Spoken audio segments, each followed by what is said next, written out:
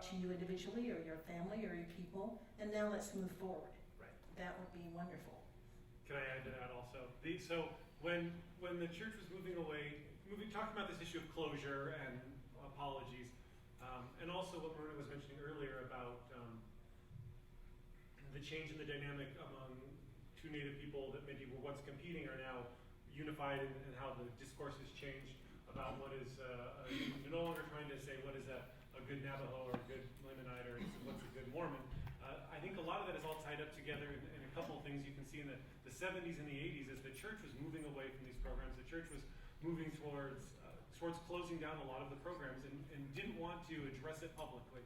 Right? It just sort of quietly things happened because they didn't want to make that discussion. They're making that transition you're talking about, and they're not wanting to openly discuss that awkward transition or certainly apologize. So when they closed down the BYU Indian programs at BYU, the faculty were sworn to secrecy. When they closed the Indian Student Placement Program, they shot down efforts by social workers to sort of celebrate or commemorate or make some sort of it's over thing. The church just wanted things to quietly transition away and not have the focus on it that maybe modern mental health would say. Obviously, you address things today, right? We discuss them, we openly address what's going on, and then we can move forward. None of that's going to happen. It didn't happen then, so I agree with you. It's not likely to happen now. I have a comment and a question. First, the comment. I have to say it's really refreshing to hear a discussion about this, because I grew up hearing stories from my grandparents who actually took a child in through the placement program, and I remember hearing these stories about how troubling it was for both this girl and the family. So it's really refreshing to hear an open discussion about the problems with it.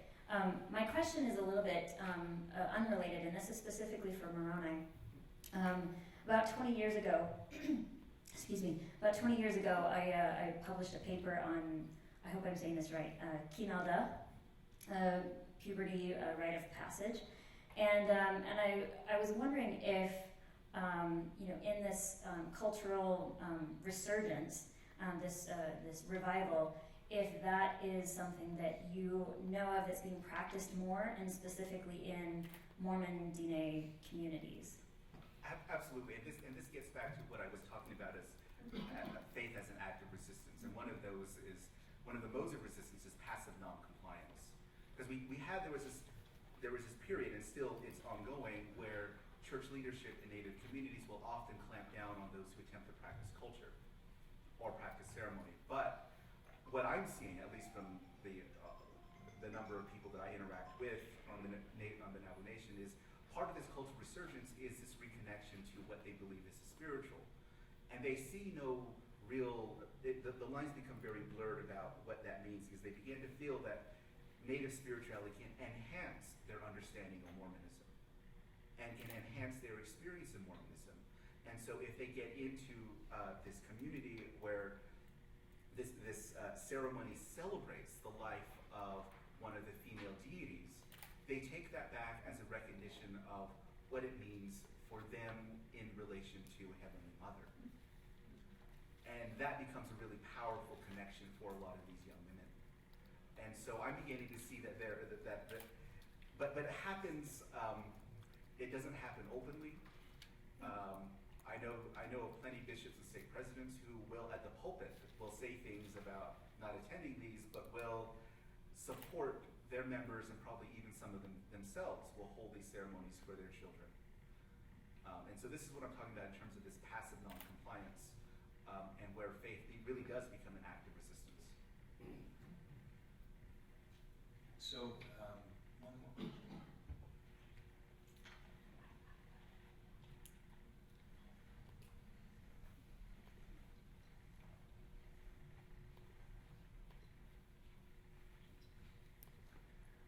How can Indigenous life and values and worldview be a prophetic voice for the larger modern society? It's a whole other talk. I think for me, one of the most significant things for me that, at least just for me, I can speak personally, having interacted with my grandfather before evangelicals who are all medicine men. They're not members of the church. And one of the things that became very clear to me was this constant inability of the church to articulate what family meant in the context of the Mormon sealings. Because through my studies, I realized that a lot of the understanding of Mormonism is channeled through these notions of individualism, individuality, this disconnectedness from other things, and that severely limits an understanding of what family means and who family actually is. Because if you take example in Navajo, is a broad term for just relations. There's no specific word for family. And the worst insult that you can throw at someone in Navajo is to say they walk around as if though they have no relations. And this idea, where this idea of family comes from is relationality, is this connection, this respect that you have for the sacred within every living thing. And so, according to Navajo, according to the principles of I would recognize this notion or the sacred within you, and I am bound, duty bound, to act in a certain way towards you. And I have certain obligations, regardless of whether we've never met.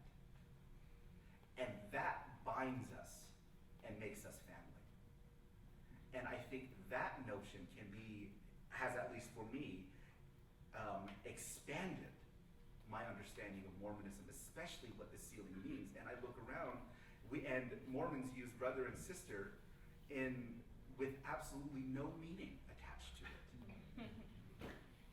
When Navajo say brother and sister, it immediately implies a set of duties and obligations with one another. And that's what I believe that Mormon, at least my understanding, but Indigenous principles can help in understanding Mormonism. And that's one of the tensions, and this is why a lot of our people tend to go back to ceremony to get that, because they're missing that piece, even from the pulpit in general conference. That was beautiful, a good note to end on. Let's give a round of applause to us.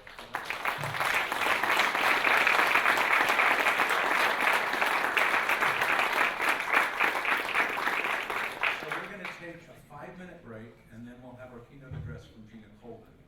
So don't go too far.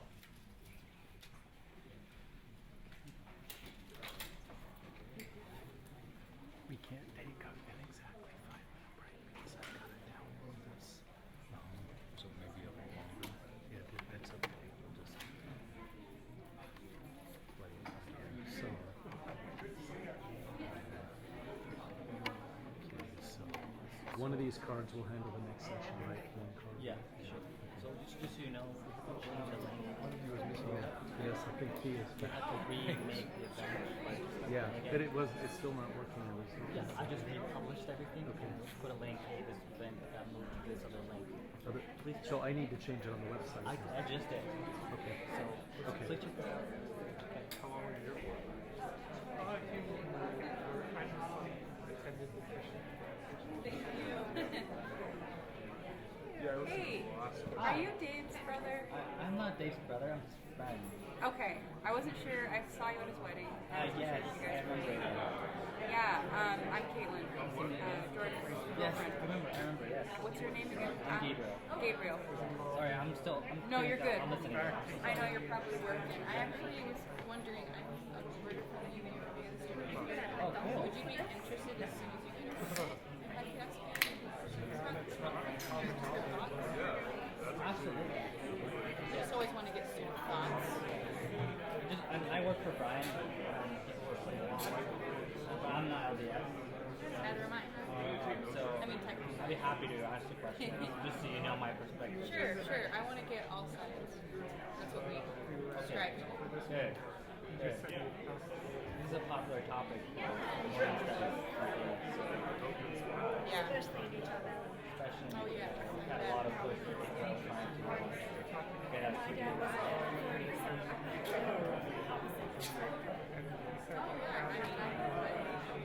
I like the idea. Did you see my computer sitting here? discussing it pretty openly.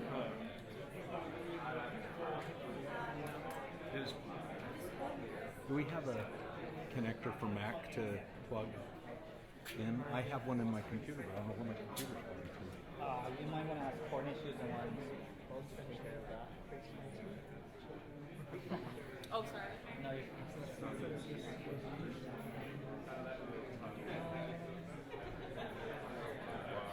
So we're trying to live stream this, and it's Oh, expensive. okay. And then, You're good.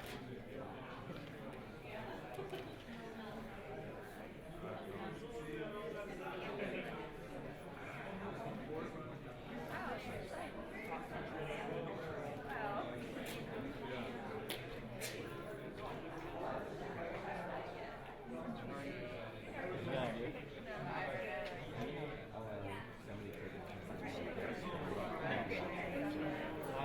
I'm not doing that anymore. Sorry. No, it's fine. I was Trying just to figure curious. out this live streaming stuff. No, I was curious if you were Dude, if you would, that'd be awesome. you needed somebody. I know someone from the review is doing this. I'm sure they could help us, with images. Right. But we should have our own. Yeah, I can do it. That's no problem.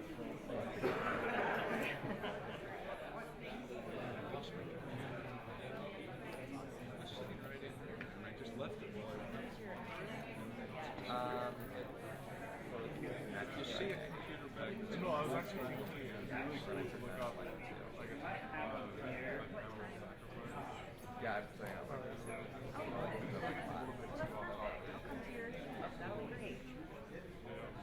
I know that how to get that. But I don't know if I feel right now. Are any of these seats taken? I know that I don't know.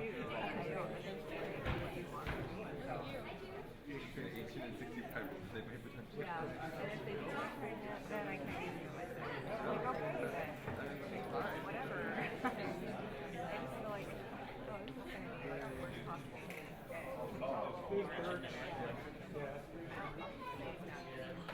This one is really nice. Yeah, it'll be fine. This one is actually great. Okay, this is, I can around the house.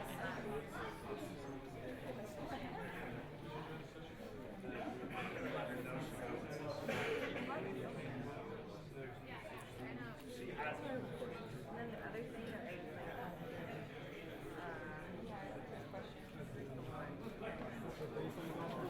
provide details if possible.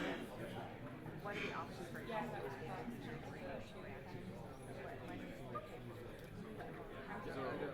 I know what I'm so I feel like a lot of that kind of stuff, there's like backlash. Yeah. Okay. I'm just finishing setting this up and the comments. No worries. I Give me another 5 minutes. Yeah, sweet. No problem.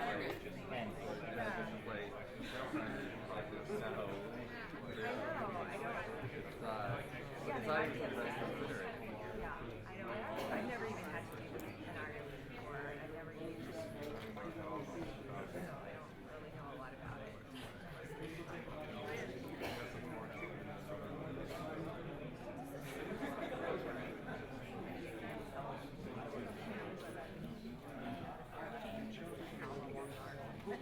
Yeah, I would say no. She's in the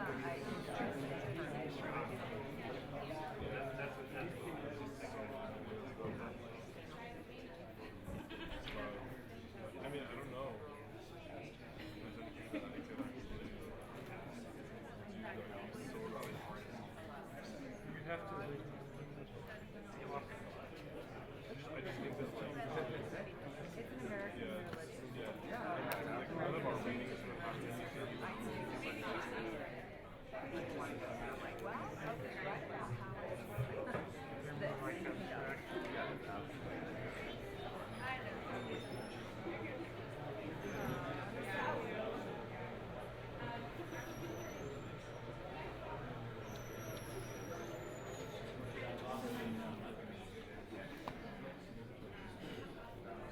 yeah, ask one of you to do me a huge favor. If you can you go to your phone and go to our YouTube page and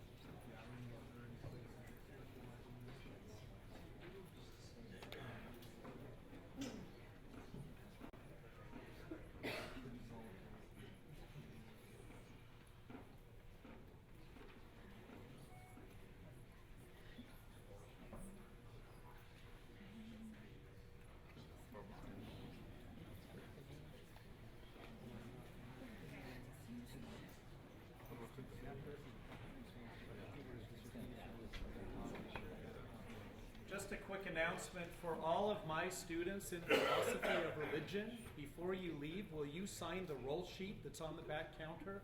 Right back there by the good-looking Boyd Peterson. So, appreciate that. We'll get started in just a minute. Is there a list of the critical thinking analysis? I don't know about the other classes.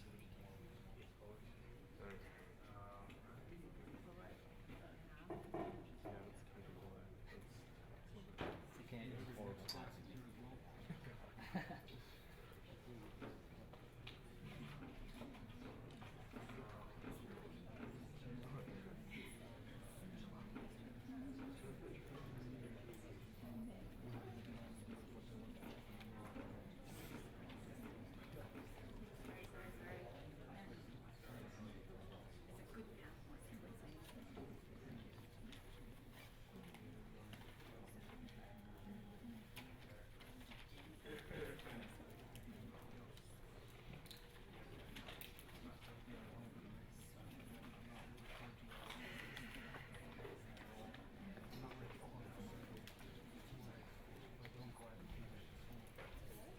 While we're waiting for the PowerPoint to load, I wanted to make another announcement. Some of you may know that we're hosting a reception this evening at 6:30. Everyone here is invited to attend. It'll be in this room. We're going to open up the partition, and we're going to have good food, good company, and music by two choirs. The Deborah Bonner Unity Gospel Choir, Gospel Unity Choir, and the Orem Institute of Religion Choir. So if you'd like to come at 6:30, Courtney, will you raise your hand? There's Courtney Burns. Will you just alert her? Boyd Peterson, will you raise your hand? Christian Van Dyke and Gabriel, any one of those people, just alert them. And we're happy to have you there.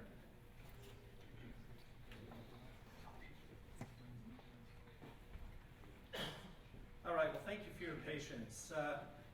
It's my pleasure to welcome you to the first keynote address for this year's Mormon Studies Conference, Multicultural Mormonism. My name is Brian Birch, and I am the director of the Religious Studies program and the Center for the Study of Ethics here at UVU. And it's my honor and pleasure to introduce Dr. Gina Colvin. Gina is a research fellow at the University of Canterbury in Christchurch, New Zealand, with an interest in cultural and post-colonial studies. As many of you know here, she maintains the KiwiMormon blog at Patheos and hosts the well-known podcast, A Thoughtful Faith. I was pleased to learn that her activism includes co-founding the organization FemWalk, which is short for Feminist Women of Color. And I'm anxious to learn more about that effort, Gina. She currently serves as the international editor for Dialogue, a journal of Mormon thought, and she has published or edited works in the Journal of Mormon History, Sunstone Magazine, and The Exponent, in addition to chapters and other contributions to Mormon Studies publications. She's currently working on a forthcoming book with Joanna Brooks entitled Approaching a Post-Colonial Zion. The title of her remarks this morning are There is No Such Thing as a Gospel Culture. Please join me in welcoming Gina Colvin.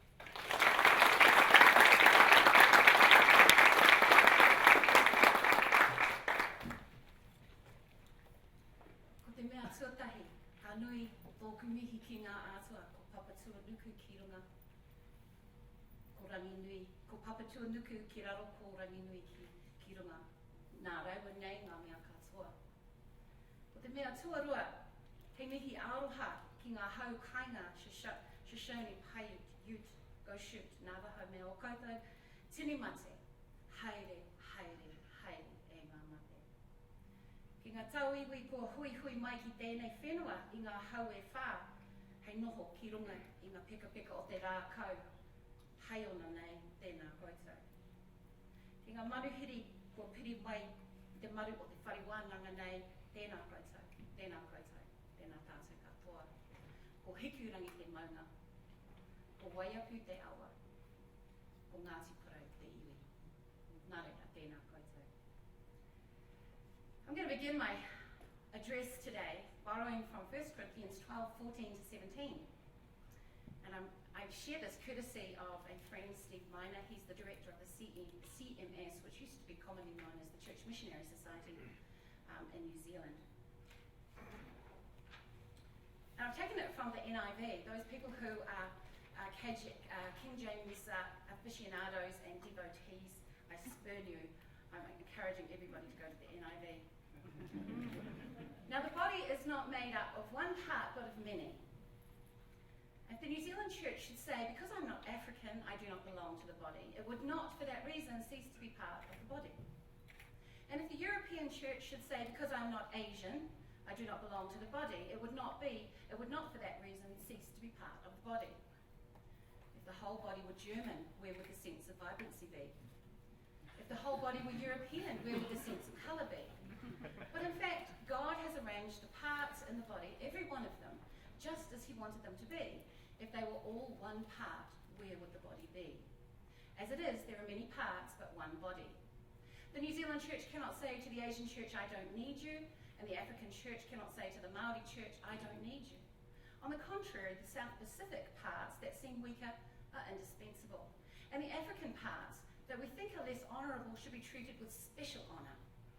And the Asian parts that seem unpresentable are treated with special modesty, while the presentable parts, like the big wealthy American church, need no special treatment. But God has combined the members of the body and has given greater honour to the parts that lacked it. So that there should be no division in the body, but that its parts should have equal concern for each other. If one part suffers, every part suffers with it. And if one part is honoured, every part rejoices with it. Now you are the body of Christ, and each one of you is part of it. The metaphor of the body of Christ shows those cultural gestures that are vital for the proper functioning of the church. The conditions for a living church are that all of its diverse parts are working, honoured, and respected. Unfortunately, the idea of a gospel culture interrupts and compromises Jesus' heart for the church because it seems to require a suite of cultural losses for those at the borderlands. Living into a gospel culture involves an existential violence and asks us to sever our limbs of self and to leave them outside the door of the meeting house in order to find belonging. For instance, when I'm told that my femininity will be recognized in my submission to men, when I'm told that my body should be made small and quiet and my voice tiny and apologetic, when I cannot use that same voice to sing a man into silence, should he dare speak publicly in a way that does not comport with wishes of the people, when the sexual power and energy of my body is silenced in the wake of this pressing need to understand feminine creative power as only being in childbirth, when I'm asked to silence and surrender my cultural authority over to leaders, curriculums, stories, and systems that cause me to culturally disappear, when I'm asked to be ever seeing but never seen, when I'm made to feel self-conscious or worried for participating in the rights and customs of my people, when I'm asked not to use the Maori language in church meetings, when I'm told that protest is not something good Mormons do, even though those laws might be the cause of the oppression of my people, and existential violence is done to me and my people, and therefore to the body of Christ. It's often the case that cultural differences are experienced by visiting authorities to New Zealand or elsewhere as out of sympathy with the teachings of the church, and therefore unworthy of good Mormons, as we've heard this morning. Granted, there are some practices in every culture that don't comport well with spiritual becoming, and they don't offer the kind of social transformation that meets with God's passion for justice.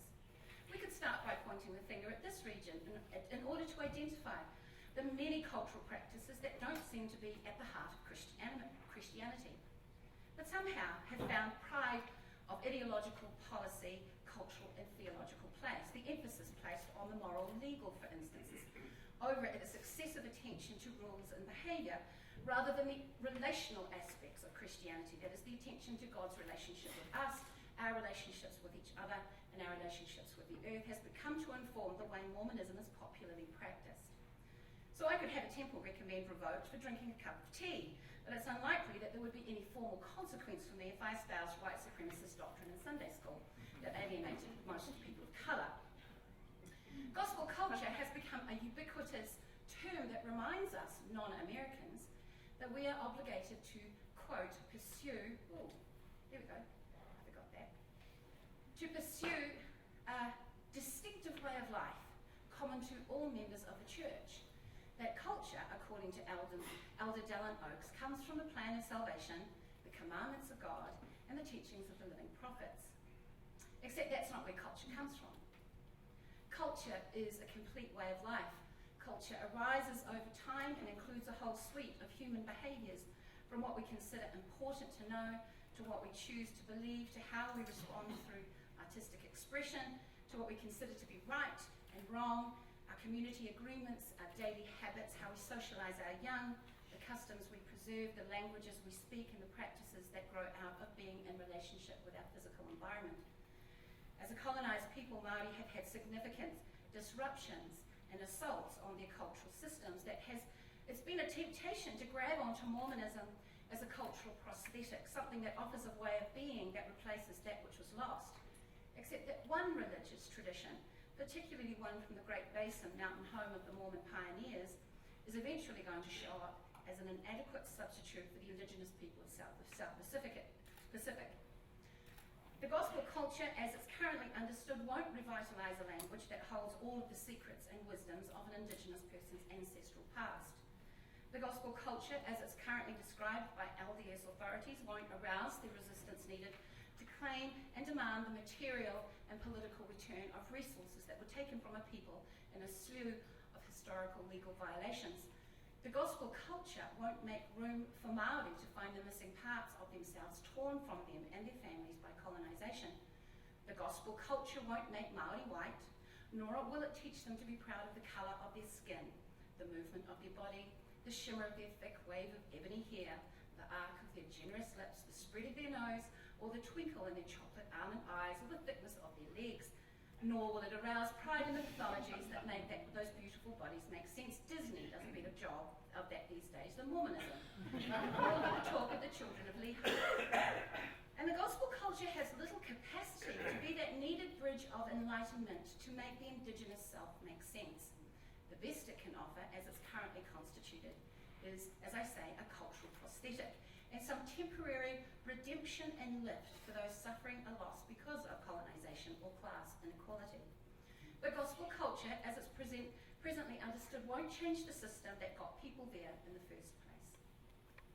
Furthermore, gospel culture is more often than not associated with the other. It's commonly used as a measurement for how well converts in the global south are measuring up to the standards of the West. It's very rarely used to measure the spiritual health of Utah Mormons, so it's not innocent. And having it used in my country to paternalistically dig at anything that my people might do that doesn't comport with the sensibilities of a Utah authority is demeaning. What is needed, perhaps, is that we come to some agreement as to what the plan of salvation, the teachings of the prophets and the scriptures mean. But even then, it's impossible to arrive at the preferred meaning because all of our interpretations come out of our own cultures, as well they should. Let me illustrate. I'm going to use the word Pākehā, which is another word for white person in New Zealand, haole or Bālingi. When LDS missionaries went about telling folk that Joseph Smith was a prophet, Pākehā said, "I'll follow him." And Māori said, "Yeah, we've got prophets too. Here's one, her name is Withikia Elkington."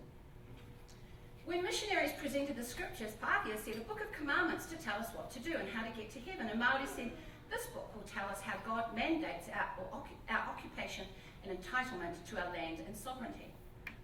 When the missionaries said, "This doctrine will save you," Pākehā said, "Christ will save me in the afterlife," and Māori said, "Jesus will save humanity now." When the missionaries said, "Look to the life of Jesus as your exemplar," Pākehā said, "Jesus was kind to everyone, I should be kind too." Māori said, "Jesus was a brown Indigenous person who was colonised like me. His politics were radical and beautiful and compassionately fierce.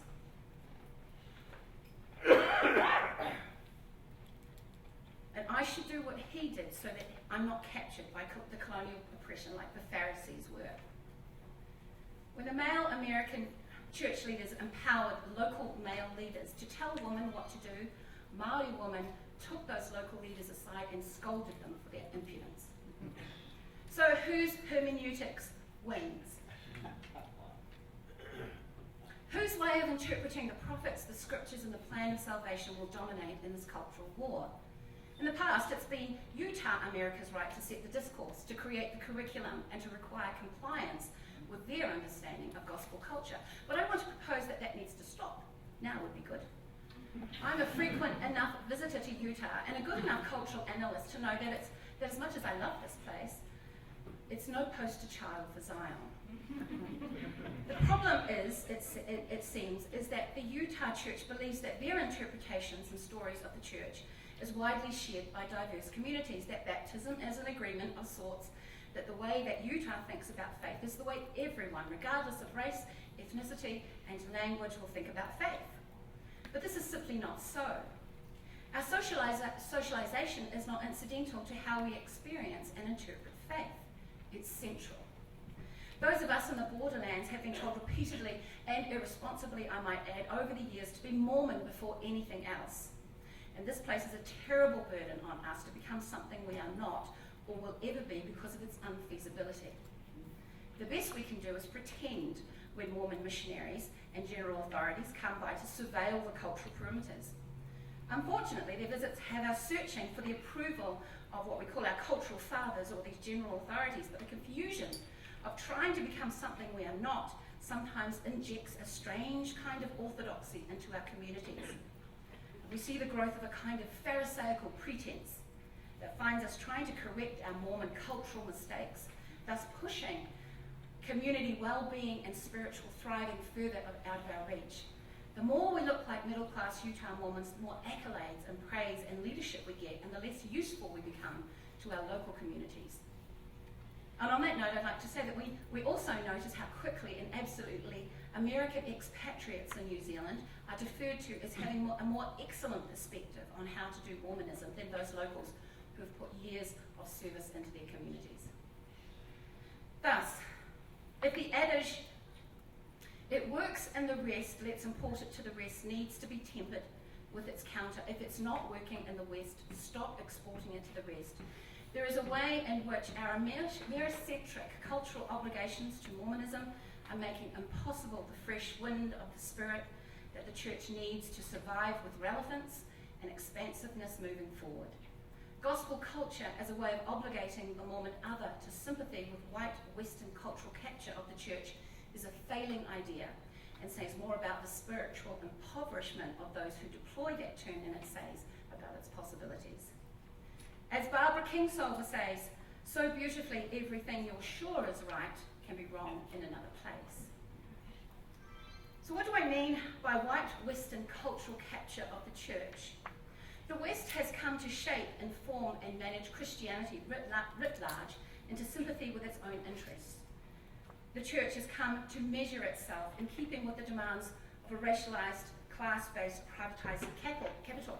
That means that we grapple with a church today where the face of it is multiracial and increasingly sits in the global south or among immigrants, but the leadership continues to be white and Western. That adherence is generally oriented around individual salvation rather than social and world transformation through the gospel. That faith has become a product on the religious marketplace and that we transact with the church for salvific returns. It means that it's become difficult to walk back racism and class inequality because the church's proof text, the scriptures, to find evidence for skin colour privilege that sees white folk accumulating the world's assets and trying to convince themselves that their prosperity is associated with God's blessings when it's really based on the theft of land and the well-being of the world's poorest. It means that an emphasis is placed on money and buildings and growth as a way of seeing the vibrancy of the church instead of measuring the heart of the faith through dialogue and partnership, relief of the poor, changing unequal systems, and paying attention to relational well-being as a measure. We do everything with numbers. The fact is, money can never purchase spiritual maturity, and sometimes buildings are just buildings. And numbers really give you an accurate picture of social and personal transformation. Notwithstanding, Utah continues to be a sending culture. It isn't a receiving culture. The metropole feeds us on a diet of pioneer stories, and we grow up knowing the names of places that most people will never likely visit. We know anecdotes, we hear stories, we hear wisdom. We're required every Sunday to quote them. And sometimes we get a mention at General Conference if we're lucky, a nod to some experience by a general authority for our faithfulness. But largely we are a forgotten majority as the Utah Church continues to hold itself up as the set standard. So this leads one to ask, is there a cultural mandate? Does God have a heart for cultural diversity? Is Zion premised upon the need for homogeneity? Nancy Pearcey, exegeting Genesis 1:28, argues, the first phrase, be fruitful and multiply, means to develop the social world, build families, churches, schools, cities, governments, laws. The second phrase, subdue the earth, means to harness the natural world, plant crops, build bridges, design computers, and compose music.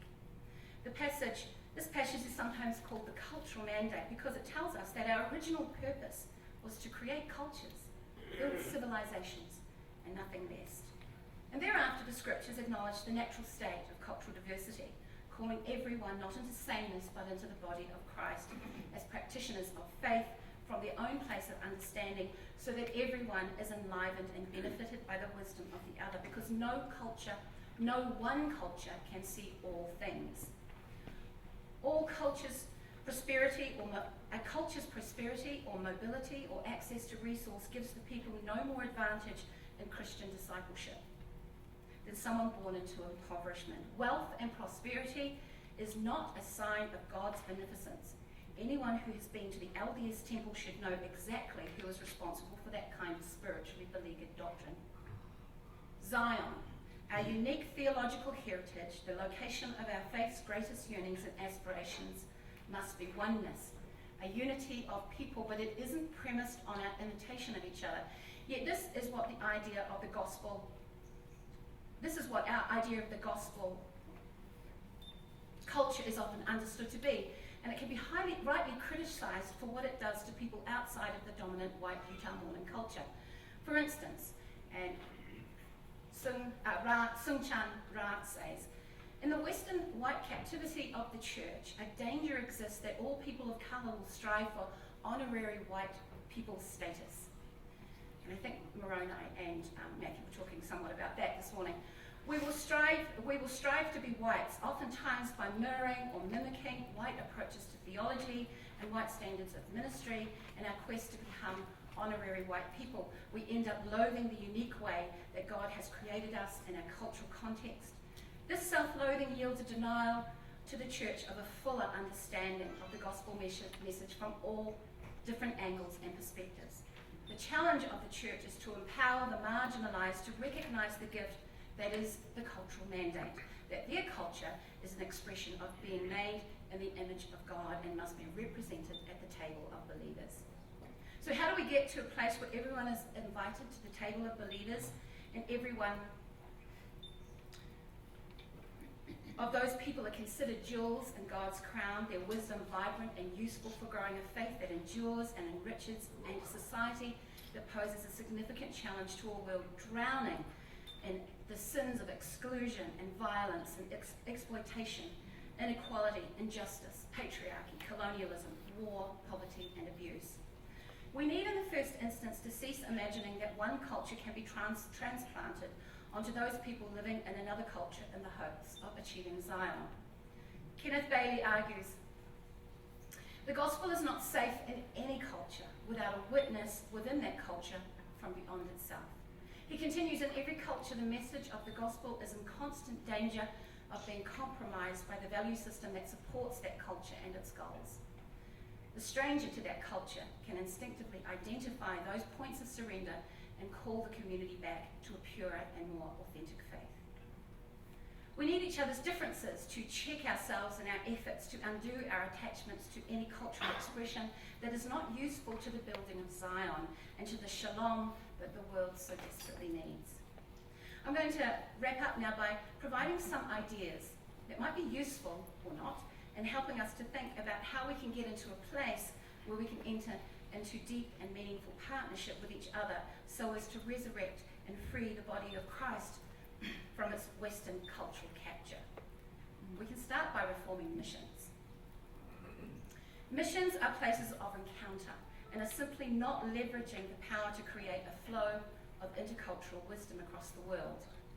Of the old pedagogical model of mission, Franz Fanon rightly points out the church in the colonies is a white people's church, the foreigner's church. She does not call the native to God's ways, but to the ways of the white man, of the master, of the oppressor.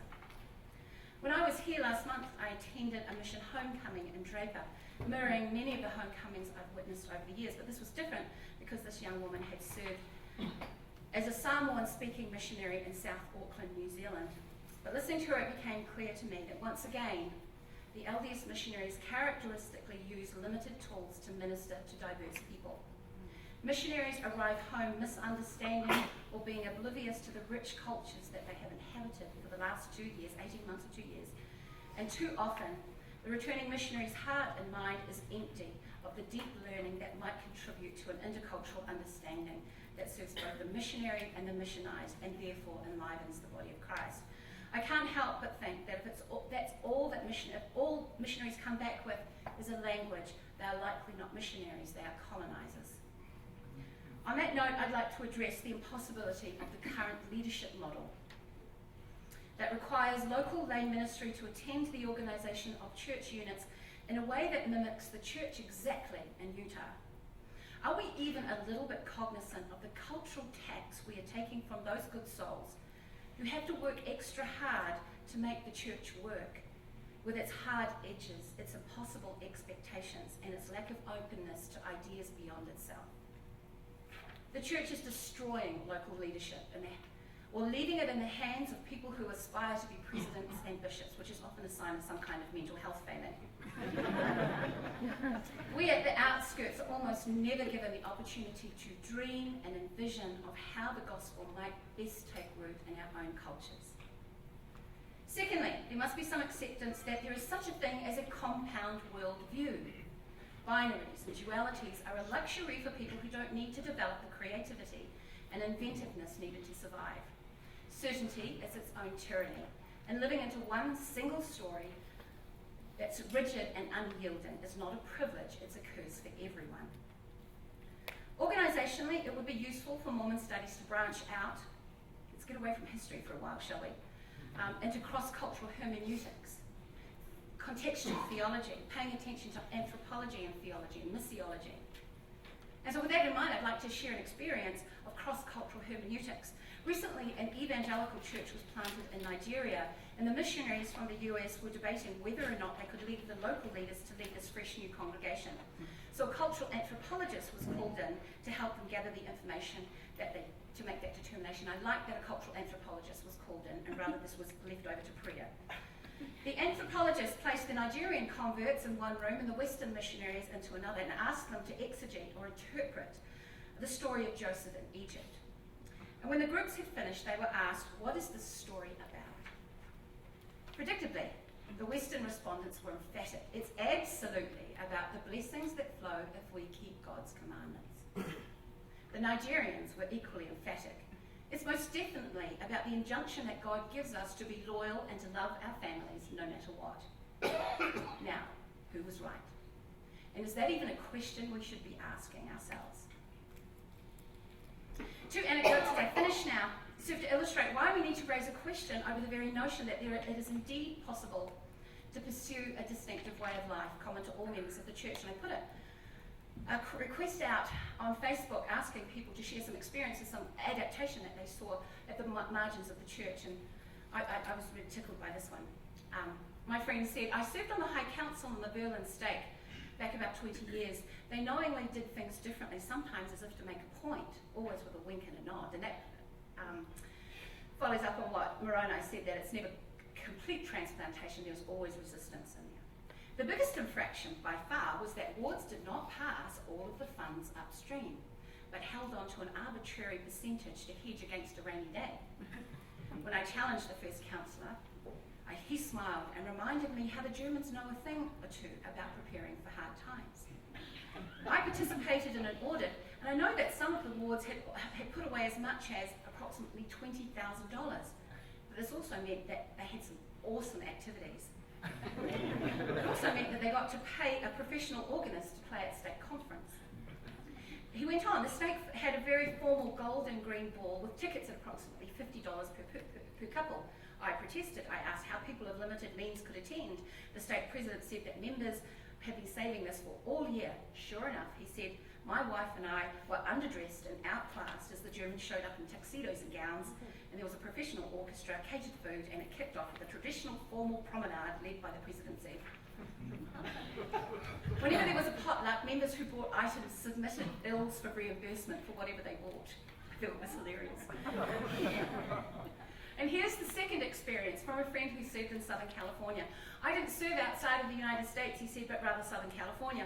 I served in an extremely rich wards, and the members there wore lots of costly apparel, silks, fine twined linen, had many cars and possessions and all manner of precious things. I never really saw that local custom squashed. Actually, it seemed like it was promoted.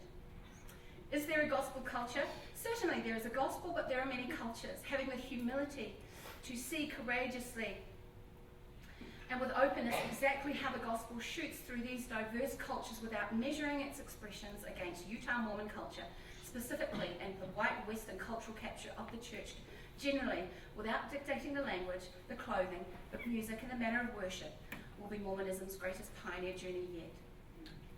And realizing that the answers to the earth's biggest questions cannot possibly be answered.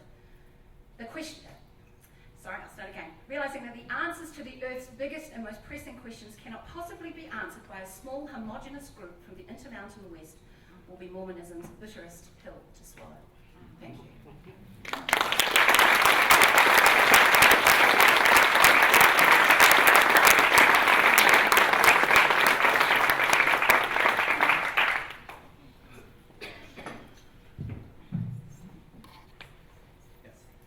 Thank you, Gina. That was terrific. We have about 20 minutes for questions. Boyd Peterson is in the back with the microphone. So please raise your hand and wait for the microphone. The only ground rules here are that you must state your question succinctly, that it must be a question, and that once you're done with your question, you surrender the microphone. After the Q&A, we'll take a short break, and then at 11:15, we're going to reconvene for a panel discussion, which includes Gina and Moroni and Matthew together. So we look forward to that. So. Oh, can I just begin by saying, if there's a question out there to say, how come you haven't been excommunicated yet? I don't know. It's been a tricky negotiation. So, yeah, Gina, I was thinking of the American Civil Rights Movement and how, one of the takeaways from that was that the dominant culture was harmed, in pretty extreme ways, as well as was the other cultures that were being oppressed. How do we help the dominant culture, of which I'm a part, to understand that what we're doing is, harmful to everyone? That's a big question. And I think if you come down to systems, I think the most important thing is for the culture to see, for the dominant culture to see that it's part of reproducing a cultural system. And that's very difficult for white folk to see, to be honest, those people from the West. Because it's a system that's privileged them. And people have been trained in this system to protect that privilege. And one of the reflexes that you get when you start talking about race and whiteness, and when we talk about whiteness, we talk about it as a system, a racialized system that privileges people. It's not about white people, so don't get all so guilty and, I'm getting to sort of this this racial paralysis.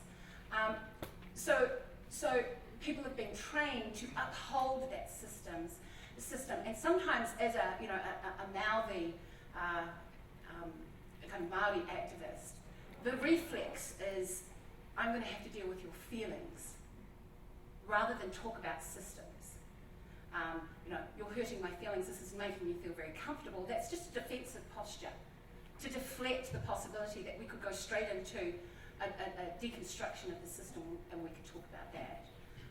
So, I mean, I suppose I would say, like, how do we? I suppose don't continue to rely on people of colour or different cultures to do that work. You know, often we're dealing with our own people, and it's a lot of work to deal with that. But if you have a heart for a system that embraces equality and inclusion and diversity, then I would suggest look at the system that is making that an impossibility and speak to that system and the need to break that down.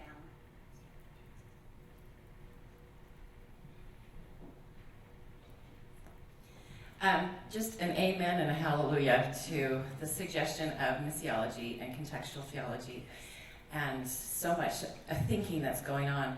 My sense is when I watch the answers back from the people in the pews, and for instance in India, I see them doing a contextual theology, but it's not listened to necessarily. So my question is, how do you get the system to listen to the contextual theology that's being done already? And because we're so allergic to theology, how do we utilize it? Just some suggestions you might have in terms of how to actually implement those. I don't know. I think there's such a thing as activism from the pews. And if you can bring a fresh interpretation to the scriptures, I can offer it. But I don't know how you get, I mean, when you've got a dominant system, they act in patterned ways. But always sitting underneath is this sort of discontent if it becomes this hard and ossified structure. And a lot of people I notice leave the church because they're responding to that ossification. They think there's nothing that can be done about it. Well, if we've got enough people to stay on the pews for long enough and to sort of do some kind of Sunday school hermeneutics that might rock people's worlds, that's great. I give it if you don't believe the church is true, just stay and rock things. So I don't know. I mean, how do you deal with changing the system? I think you have to be in for the long game. And you have to believe that it's possible. And systems do change. So it is possible. How do people of color decolonize themselves? I think that's an issue that I think a lot of us who work with communities of color realize that that's a real fundamental obstacle to any kind of change in the church. Yeah, we experience, Ignacio, I mean, we've all, and probably Moroni, experience this lateral oppression that occurs. So, in my community, many Māori look to me very sternly. They don't say anything, they just ignore me. What's this, the socialist shun me? And I don't know, how do you decolonize the hearts and minds of people? And I would hope that the church would pick that up because they would see how powerful it is for decolonized people to embrace the gospel of Jesus Christ in its entirety, not in this tiny little sort of suite of truth claims. I think it's a hard game. It's a hard game. And I don't have any quick answers to that. All I say, I have hope that it's possible. But you work gently with people, I think. That's the most important thing. These truth claims that people have lived into, in New Zealand, many Māori also believe that they have Lamanite, or been told that they have Lamanite ancestry. To mess around with that identity, for my elderly grandfather, or my elderly uncle, I wouldn't do that because it's so precious to him. I might do it with the younger generation of people, but it's a hard one. If I hear you right, it sounds like the notion of a gospel culture is an attempt to deal with an insecurity around what is the gospel, and also an attempt to find the kind of thing that you can manage as around the gospel. It's an attempt to make something positive and present. And it sounds to me like what you're asking for is the gospel as a mystery. The gospel as a question, as an unknown, as an imponderable, that is discovered in all these different pieces of revelation in many, many different cultures. And yet that's asking almost an annihilation of the standard white understanding of self and the understanding of management. It's not such a bad thing. I'm not saying it is. I'm not saying it is. But to be able to embrace it, and it would require a different vision of the church. And I wonder if you would speak a little bit to that different vision of the church, if I understand right. I think you're absolutely right, David. And it's a radical act to consider the way that you've been constituted within a system that has privileged you. It's a massive, massive transformation that requires. So, what's your question? What does it mean to be this transforming church, to engage in the imponderable, the unknown? Can I just say in the hope of kneeling in prayer and hoping the Spirit will speak to you? I think that is probably Mormonism's greatest stumbling block. It's its reflex towards certainty, because it has to market itself. So if I can provide a suite of an archive of certainties, people who want certainty will show up and they will buy that certainty. And so you're right, it's a radical act to move into uncertainty and ambiguity as a way that God shows up, probably with more presentness and causes becoming. I mean, I think what you've asked is kind of a question that reflects perhaps a particular cultural paradigm. Tell us how this is going to play out. Tell us what the answer will be, and tell us what the time frame will be. To all of these questions, I don't know, but it's worth doing. So as a white liberal Mormon, I remember a few years ago when there were 3 positions open in the Quorum of the 12, that I had very much hoped to see someone of color be chosen in those positions. And when instead I was told that a white person who lived in Africa was really a person of color, I was very disappointed. And as I've watched the church try to address issues of inequality, or maybe that's the wrong term, something more like addressing issues of not seeing other points of view by having women be invited to various patriarchal events and being asking them to give a voice. I've started to wonder now if I'm looking for the wrong markers of asking for people of color to be included in the white patriarchal system maybe is the wrong way to look at it. So and you just said, like, I don't know how it will look, but maybe I still want to know, like, what are things that we can actually do to transform the system? Is changing the way that missionaries work? Because you mentioned that being one of the ways that we're colonizing. How can we see missionary work as a different... Can you talk maybe to this idea of, like, how can missionaries work differently as that being... seeing that as an example of how we can change our way of seeing how to use power, how to negotiate a new place within the church? That's a good question. So you want me to address the missionary question? I don't know, I just have a critique of our current mission practice. It's old, it's colonial, and it's based on that old colonial assumption that the centre has something to give to the margins, rather than the margins having something to give to the centre. I think that needs to be collapsed. But, I mean, the point that I made before is that the mission model is to come back triumphant, having learned very little except to count the number of baptisms and discussions that you've had, and also be in charge of the language. There isn't any expectation that you would be deeply transformed and enlivened by the culture that you invested in. I'm constantly amazed and surprised by the number of American missionaries that come to New Zealand and pay little attention to, or are required to pay attention to, the cultural context in which they're living. They can be there for 2 years. They can say that they love the people, but often they don't know why they love the people, and they don't, and have not been shifted and changed by that experience. So, I mean, once again, I don't know. I'm just, the beauty of this is in the question. Like, and how do we deal with the questions rather than who's going to provide us with the answers? Hello.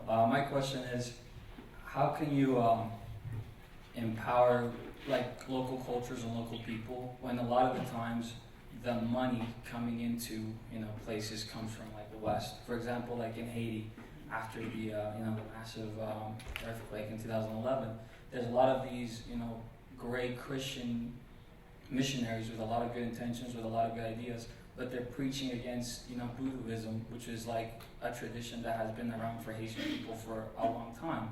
And for a lot of Haitian people, it was what freed them, from slavery. So how can you empower, these people when most of the money is coming from, kind of the Western world? I felt like there were two questions involved. Am I right? Like, you mentioned voodooism.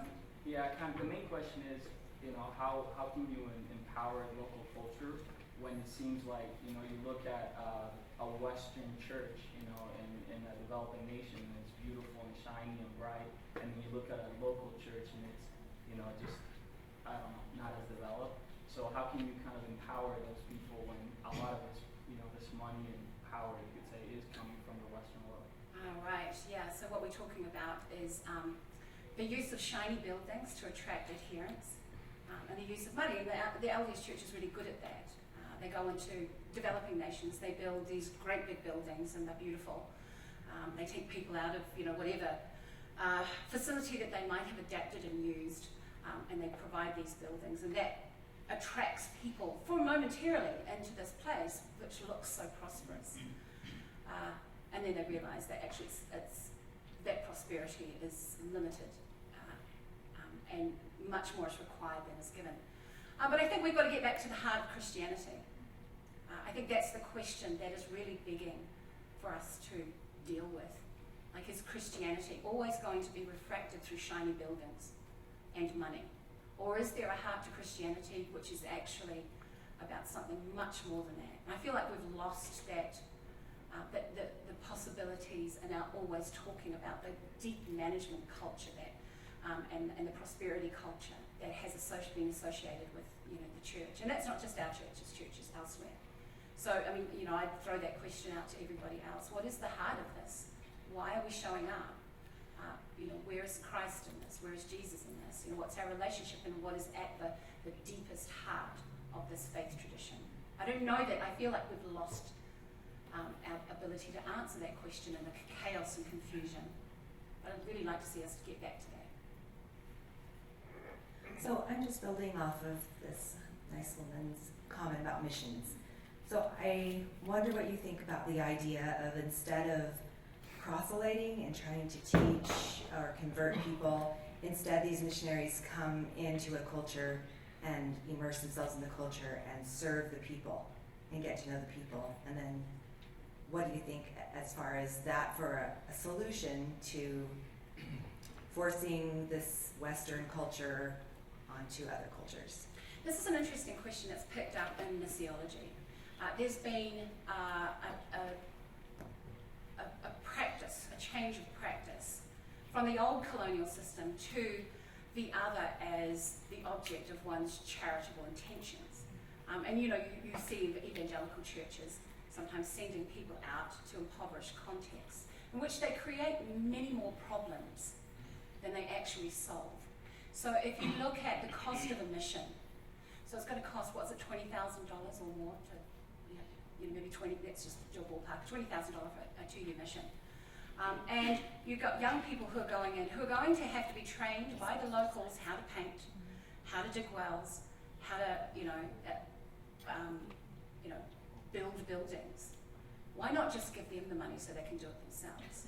So humanitarianism has become sort of a part of Western kids realizing themselves, confronted with poverty. They become a spectacle, the other, in which they can judge, they can sort of maybe feel some humility about their own privilege. So we have to be really careful when we say we're going to send people in just to do humanitarian work.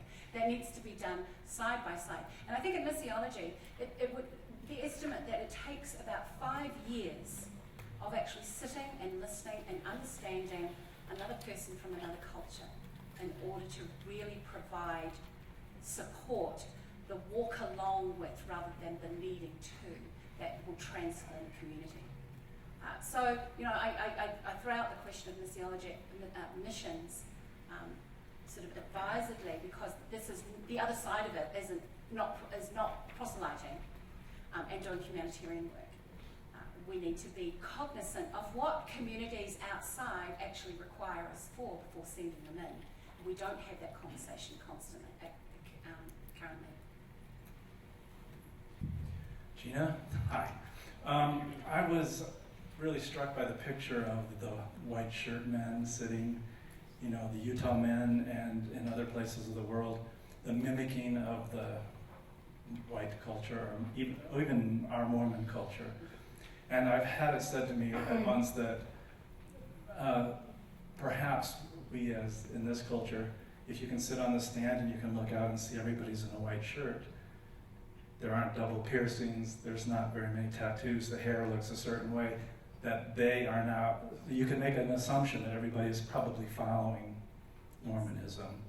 So how could we here in the white culture, in Mormonism, or our general authorities, ease up on those ridiculous little rules that might make big changes? It's the little changes sometimes that can change culture. How can we talk to the church about changing these, making these little things so important? I don't know. That they aren't important. No, they aren't important. And and I look at that whole schema of how you dress and how you present with your body is actually designed to infuse fear into a community. So that if you've got a fearful community, I mean, look at the nature of missions. You're always moving people, from week to week. You don't know if you're going to be in the same area. Right. You've moved them away from their deep attachments. And you put them in a sort of a liminal state, not even liminal state, but this instability, where they don't know whether or not they're going to be judged for something. And that makes you fearful. That also makes you biddable and compliant because you're afraid of consequences. And I think ambivalence to those kinds of minutiae, those controlling minutiae, and doing what you want, showing up, and being yourself in that context. I think it's the most powerful message that we can send.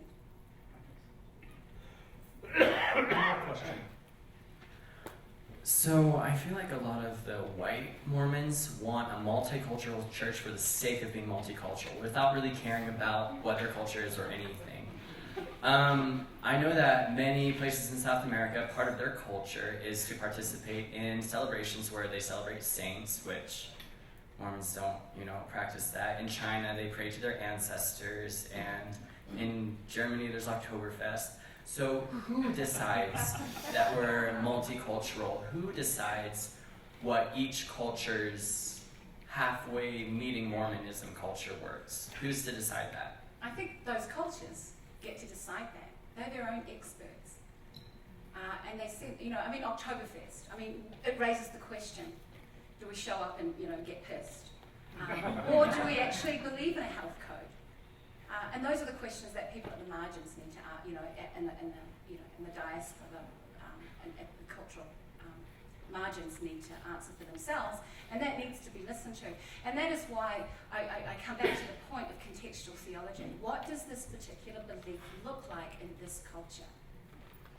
And cross-cultural hermeneutics. How do we understand the scriptures in this culture? And if we actually start listening to each other and feel empowered, then we can reasonably start to create a Mormon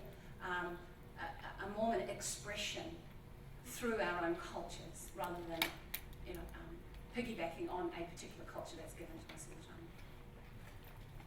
That's a terrific place to close our discussion for this session. Please join me in thanking Gina.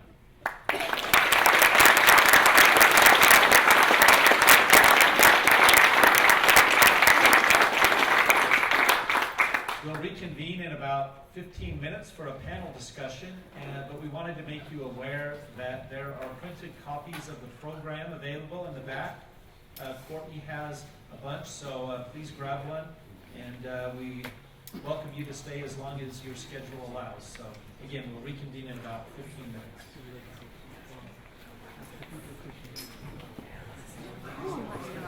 Yeah.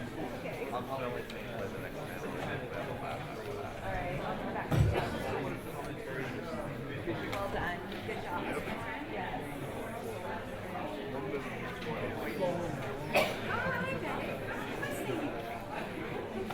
Hi, good to see you.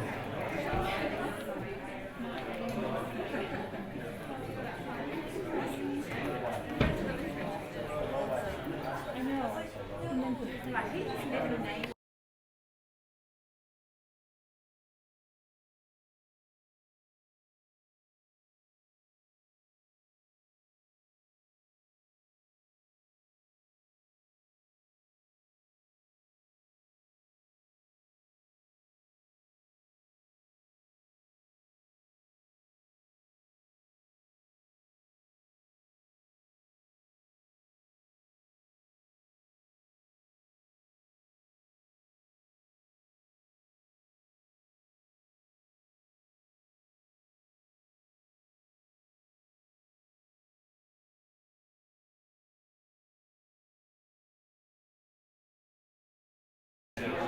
had to turn the volume way up again, which is like not ideal for buzzing the show. That's right, I noticed it was low. Yeah, I listened to it. Actually, the internal mic was better. Really?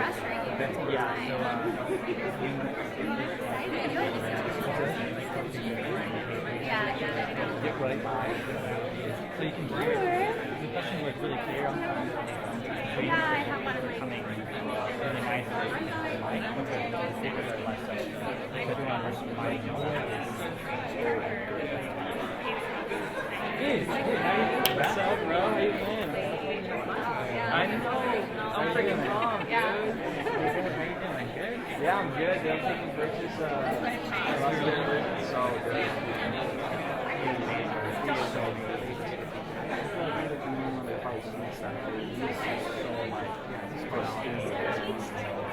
He's really smart. Yeah, and just like he's awesome because he has such a the most non-biased dude ever. Dude. Like I could never tell. Sometimes like in class I'll try messing with him, like trying to get you a picture there. Never. He won't give anything else. So yeah, this was bad for her. Yeah, it's such a good thing to hide. Even as a non-Mormon,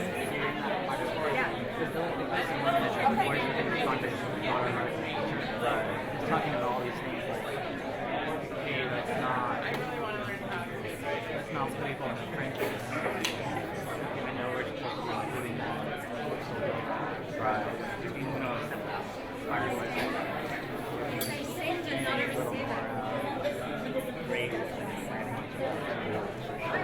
like it's just such a fine line between indoctrination and just complete cultural things too, like Christianity has that feature that spread colonizing after it's interesting. It is interesting. It was cool to hear from like you said, something was been Christianity in general and the Western world. It was cool to see it from a very modern kind of very runs in the world out. I love the fact that she was very hard at some things.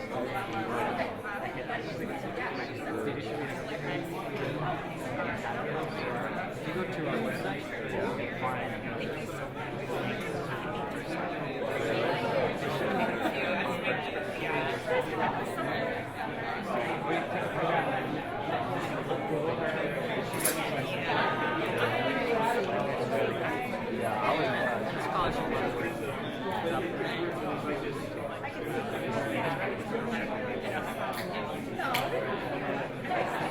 it's not like it's a readable.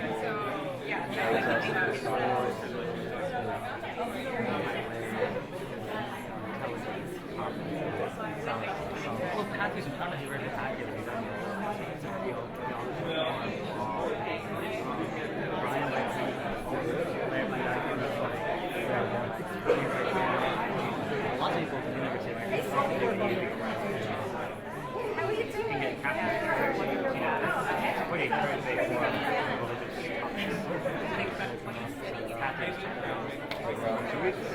And this having around pretty much take it easy.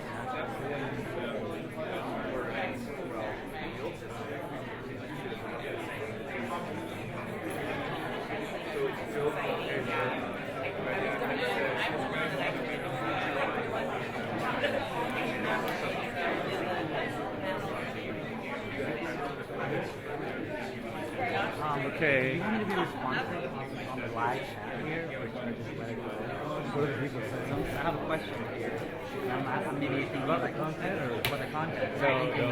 Maybe refer them back to the website for content. Yes, yeah, that'd be good. Okay, I think that's perfect. Live stream is Yeah, exactly.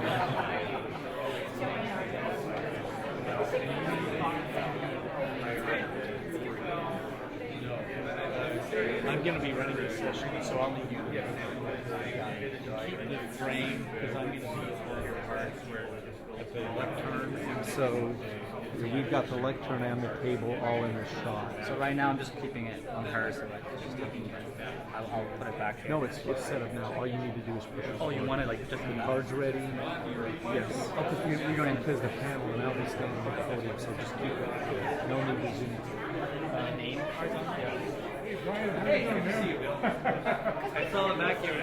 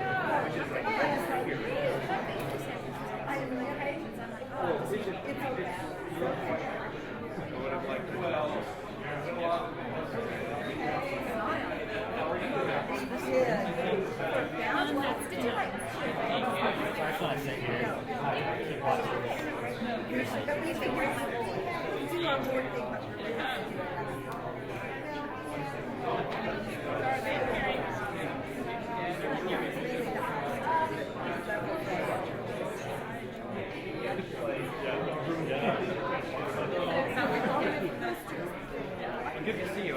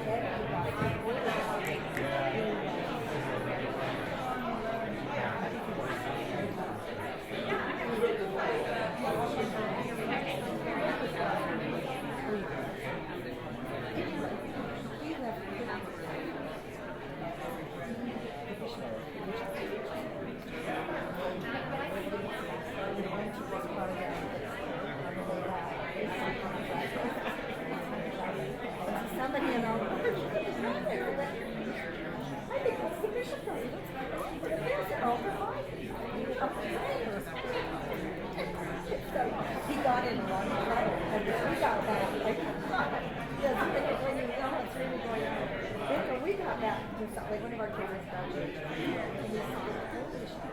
And he said, we have this one. He just does it, he left, obviously, he had to go to the they said yes, and he said, hey, I just want to go.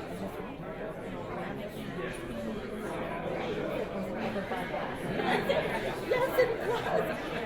She said, we went to visit him in the hospital, and he said to us, oh yeah, he laughed. I mean, he knew exactly what you would have done. He knew those, because he had to have a All right, I'll go ahead and pop this.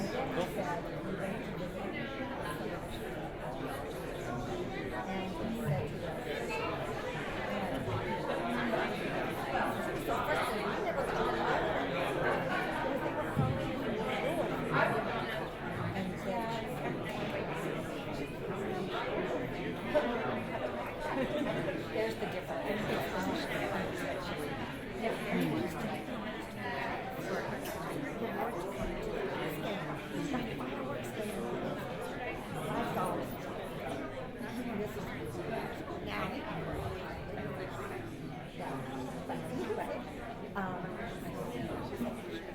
All right, well, welcome back.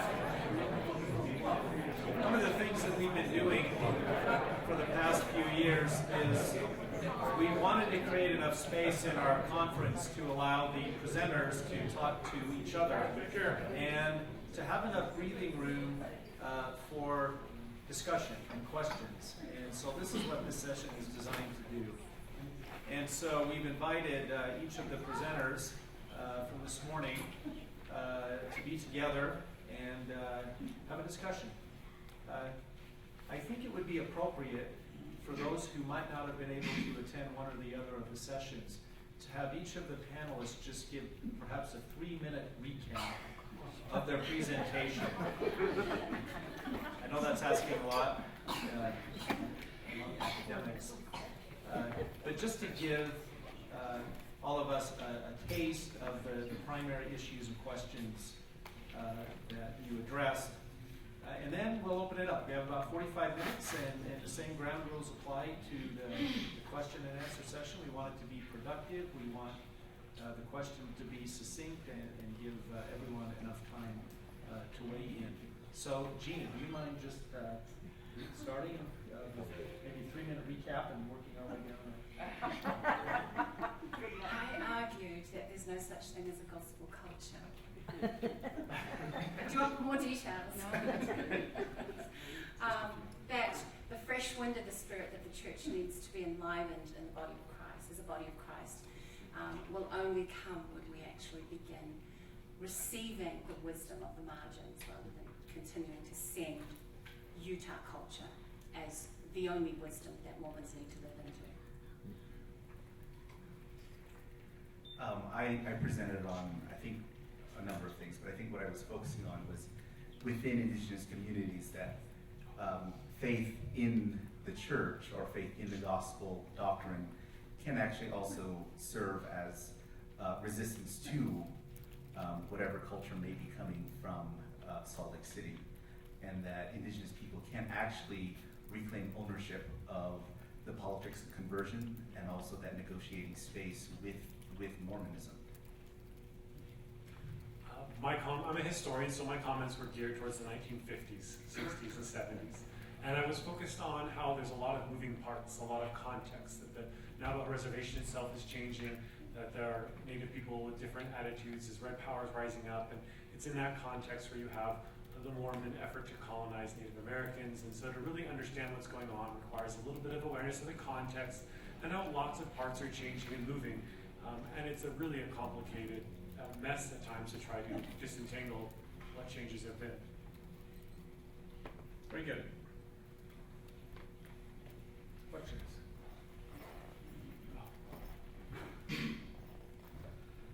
Okay, I served my mission in Hawaii years ago, and one of the greatest compliments I received was at the end of my mission when someone asked me if I was local, because my Japanese skin had come out really dark, and I was speaking Pidgin. It was more natural to me than this Utah English. And the question I have is, where do you see the line between embracing, loving, learning from, emulating a culture, and cultural appropriation, and how should those boundaries be understood within the churches as some of the things that you envision start to happen or might happen? Do you want to answer that? I'll get to it, Lloyd. Thanks. I'll take a stab at that. I think one of the things, so recently I've been doing a lot of, well, not recently, the last couple of years, 10 years or so, been working a lot with the Navajo Nation. I was head of their natural resource department. I was senior advisor to the president of the Navajo Nation, and most recently I've done a lot of activism work around the Bears Ears and a number of other things, including Standing Rock, and right now working together with a series of leaders of communities of color in the state of Utah to actually create a voting bloc. And why I bring that up is that in every one of those contexts, I'm pushed against these notions of cultural appropriation and what that means.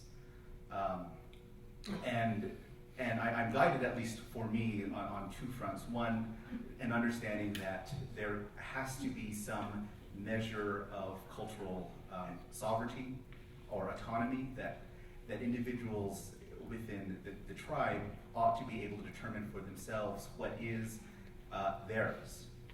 And when that is taken, and so for me the line is when that is taken without permission or respect of that. And when I say respect, I mean respect on the terms granted by those who hold those rights. Because oftentimes I will hear, like with the Redskins, oh, it's a measure of respect for your people, the mascot.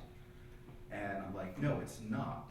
If you understood the history and legacy of that term, you would see clearly it is not about respect, but rather it's about power and ensuring that you have maintaining control over that. And so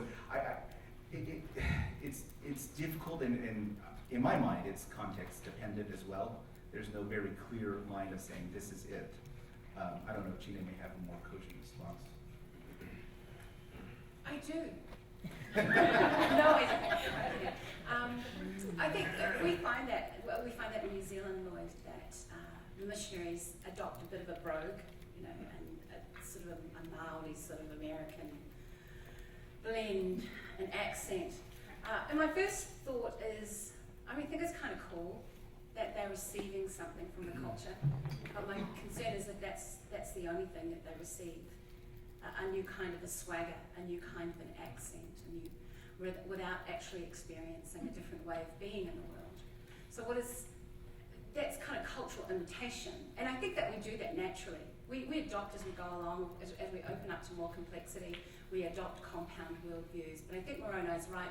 When the colonizer takes control of the meaning of that, then we have a problem. That's called cultural appropriation, when they won't let those who are sovereign, culturally sovereign, to control that meaning. That's different. And kind of on that note, I would like them to, it'd be nice if missionaries took more than just the accent home. Can I add to that? So in the placement program, there were children, the numbers I read to you earlier about people feeling like it empowered them and gave them identity, right? You gotta wonder what's going on there. And that borders with this issue of appropriation, that you'll have students that are Native, that are in a white foster home, that then will become the poster child for what it means to be Native. And they'll go to school and they will give a demonstration of something that they have learned on the reservation, that they have learned from their white foster parents about being Native.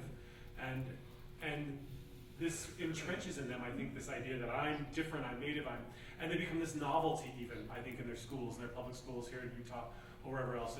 And that's in that same vein, I think, of appropriation, because now they're serving a function to demonstrate, look, here's a good Lamanite that has followed the program, and they still have their Indian heritage because they can speak their language and they wear some silver. And so that's a good, and so there's the borders of a good Indian and appropriation, I think, are tied up in this, who's shifting and designing what this good Indian is. My question for you is, I've seen a lot of themes about kind of Western culture, or if it's LDS culture, like if it's Mormon scripture that is the main that's the center of these cultural issues. So my question is, what is the central cultural issue? Is it neoliberal or is it theological? Does that make sense? In Mormonism. Yeah, in Mormonism. This is, are you talking about what's our conundrum? What's the thing that we're grappling with, or? Yeah, just because like when I see like the business suits in other country church meetings, I wonder if is this really about like a doctrinal justification, or is it just about a neoliberal ideal that's spreading throughout the world? And is Mormonism just taking a part of that? Well, from what I understand, from what I see, I think it's a bit of both. I think at least from what I understand, there's a very neoliberal interpretation of doctrine, and that's where you begin to have a lot of these epistemic tensions when it gets into like at least Native communities, because neoliberalism is premised on very specific assumptions about the individual, very specific assumptions about what they can become and what they can do and how they interact with a very specific set of rights that kind of flattens out everyone, and so it brings new meaning to the notion of child of God. Child of God is no longer about celebrating diversity and difference. Rather, it's about becoming a single entity, a single cookie cutter shape of someone from Salt Lake City. And I think those are kind of at the roots of neoliberalism.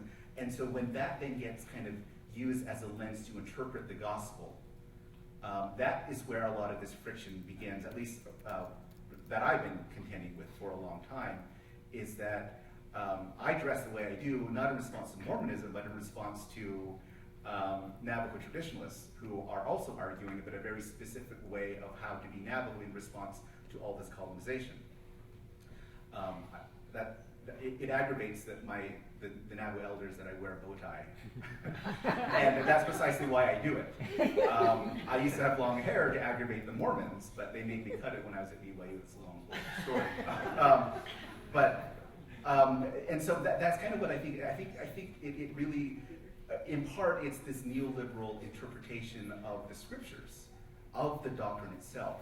Which, I mean, if you look at kind of the evolution of the meaning of doctrine over time, it's shifted. It's shifted. Anyways, those are kind of my thoughts on that. Dress code, I'm thinking, it reminds me of, there's a pamphlet that's in the BYU archives from the 70s about what a good Indian is. And it has a sketch of the good Indians, the white shirt and tie, and looking happy in the mirror. And then it has an alternative sketch of a downward facing Indian. And these ideas of appearance are definitely part of the equation in colonization, absolutely.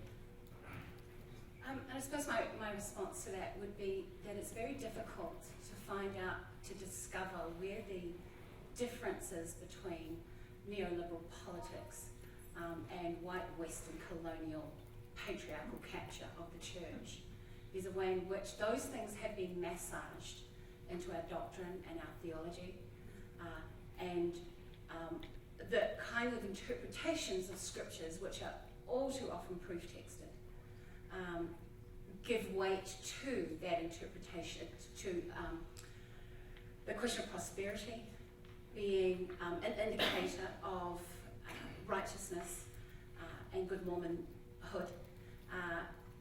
It provides a framework with which to see the movement of time, the quantification of things, how things need to be resolved.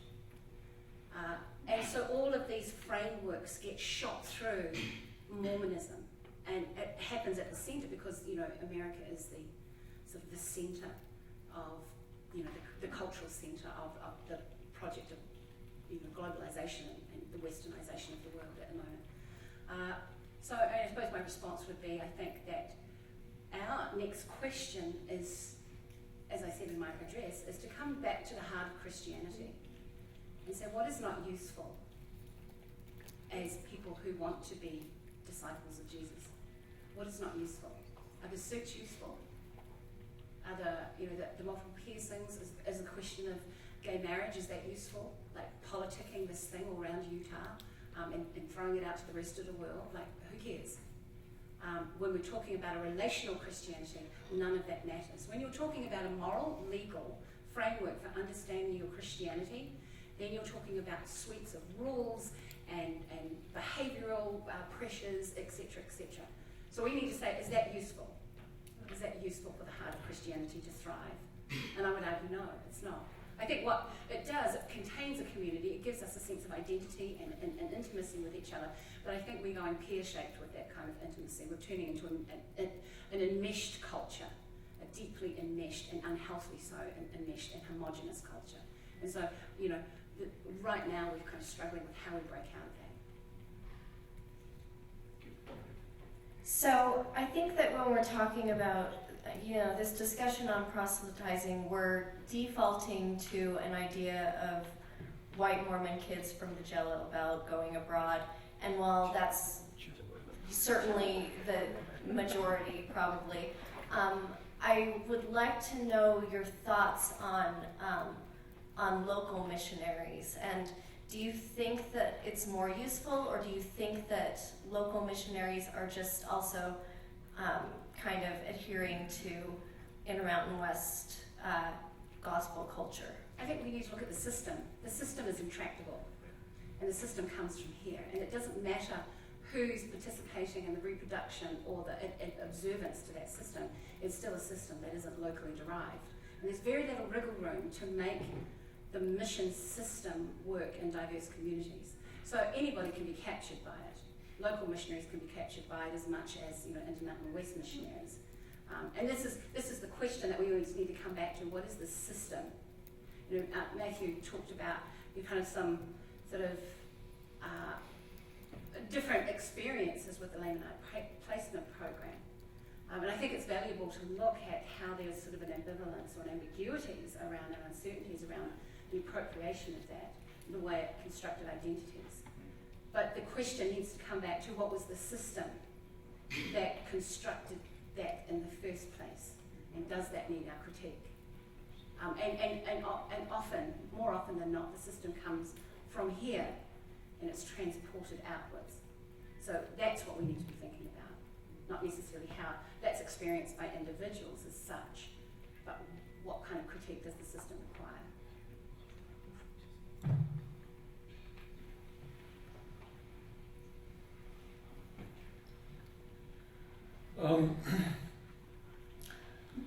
Janet, as you were speaking Maori this morning, which was beautiful, by the way, you had a series of slides up that were also providing English for those of us who unfortunately don't speak the language of Aotearoa. And as you did that, you identified yourself according to place, and you named your ancestors, and then you spoke to our ancestors. And Moroni, when you were speaking, if I remember the word right, you talked about, was it Ech? And you mentioned how that's kind of word of kin, and you said in passing that there is no word for family, as we would say in English in Navajo. And I think that's beautiful, and if I understand very much about the Diné, Navajo are also people of place, people from the Four Sacred Mountains, which is very important, and the origin of lineage groups is also related to place. And so there's a kind of similarity a little bit in what both of you said. And a quick story. I'm a professor here, I teach anthropology, you may be able to tell by the comments I'm making. But I had a student from New Zealand, from Aotearoa, who was not Mormon. He came as a basketball player, big tall Maori guy. And in class one day he said, to all the Anglo students, he said, or the white students, he said, "I don't get you. Why do you throw your ancestors away?" And after talking a little bit, because I asked him what did he mean, what he was talking about is the way that we file our ancestors away in the big cave in Big Cottonwood Canyon. And so I was wondering if you could talk more about this notion of place, of ancestors, of not family, because family's big here, but that's the nuclear family that's enshrined in temple services and in Mormon practice. What do we have to learn, which I think is a lot, from what you did this morning, Janet, and what you told us, Moroni, about Okay? Sure. I think, let me just start with a personal anecdote.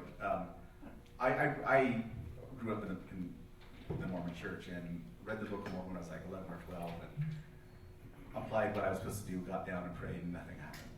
And I felt, but I kept going because this was a family practice. We had church in our living room. My father was a branch president in the middle of nowhere. And I never felt connected in any way. And until I went to one of these ceremonies, which is called the Blessing Way. And I'm sitting there all night long with my uncle who is chanting the songs. And one of the songs talks about this deity known as eternal life of goodness and beauty. And the song goes off to say that you as an individual are taken up by a cloud to meet eternal goodness and beauty. And upon that meeting, eternal goodness and beauty says to you, my grandchild, my child. And it was at that moment that I got connected. And it made sense to me because that song kept saying, everyone is eternal goodness and beauty. And for me, that became the foundation of Keh.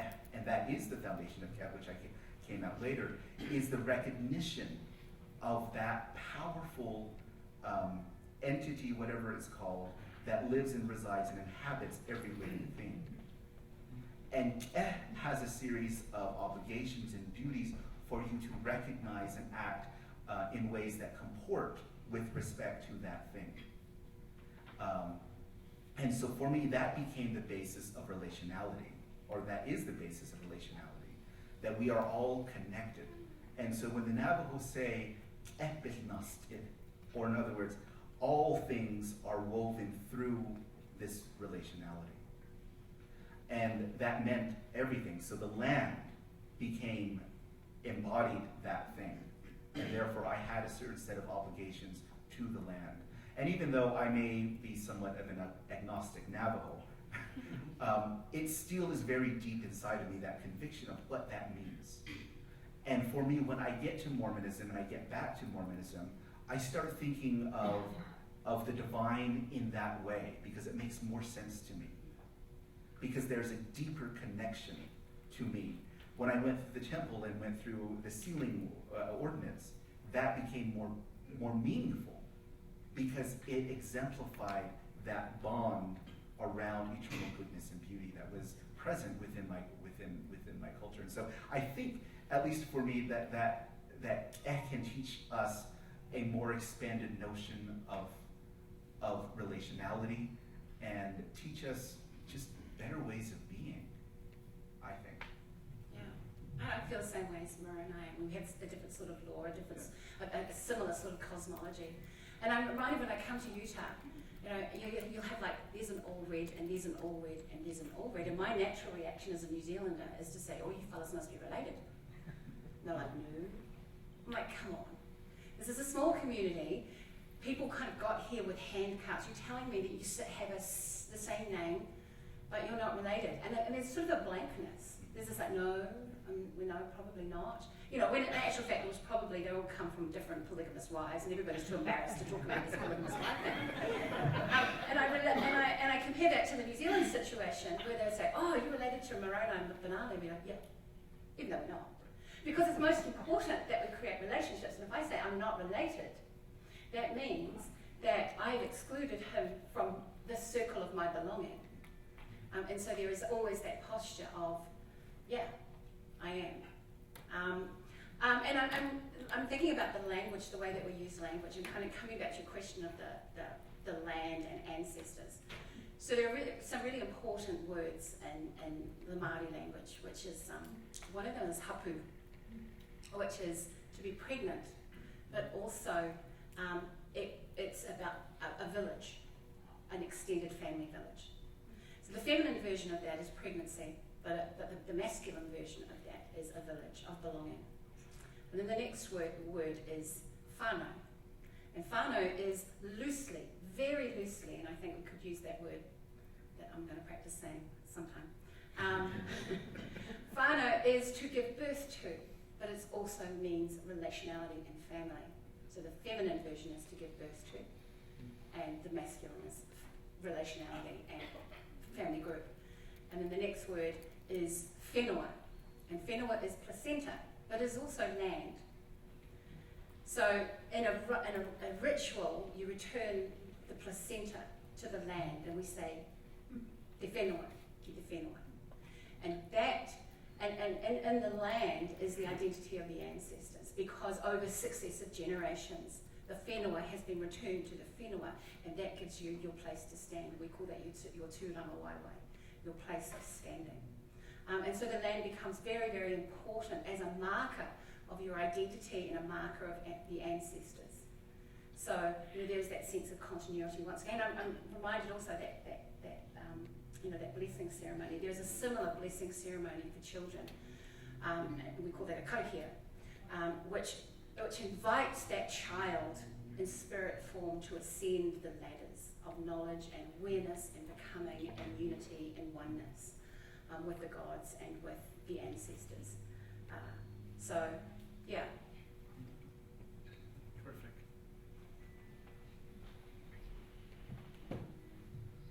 I was wondering if you could speak to the uses of gospel culture.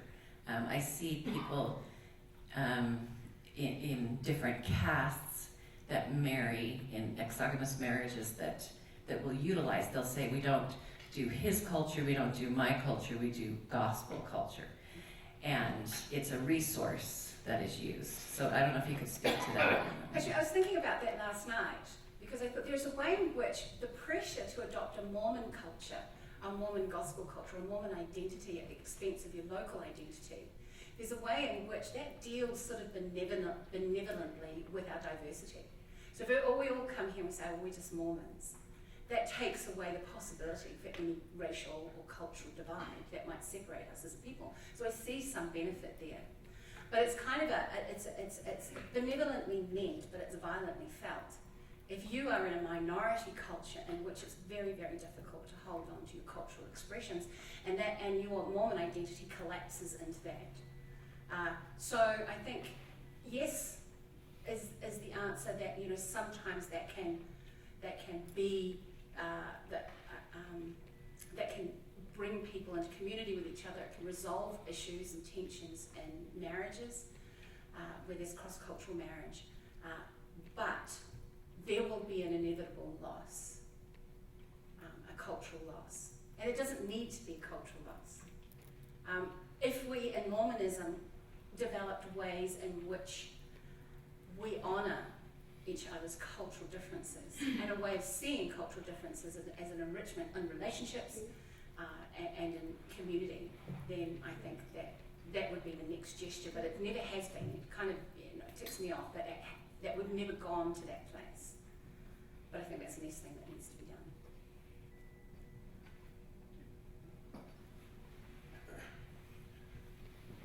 So the one place where it seems that culture is really kind of forced upon Latter-day Saints is through the centralized notion of teaching, right, to youth in particular, right? And so I was thinking of the Strength of the Youth pamphlet that ends up being distributed and used to educate LDS youth. And I just want kind of your reactions, your kind of visceral, maybe, and then thoughtful reactions to those sorts of proclamations in that pamphlet about, appropriate music, appropriate movies, this sorts of body image or dress and attire or piercings and so on that are acceptable and therefore gospel-oriented versus those that are not. Let me respond to that in two ways. One, just at a personal level. For the Strength of the Youth pamphlet has always been a source of anger and hostility with me, just because I'm a gay man. And I knew that. It took me until I was maybe 31 to kind of negotiate my place in the church. But during that entire time, that pamphlet represents something that essentially cast me out and did not accept me and made me feel less than every time I looked at it.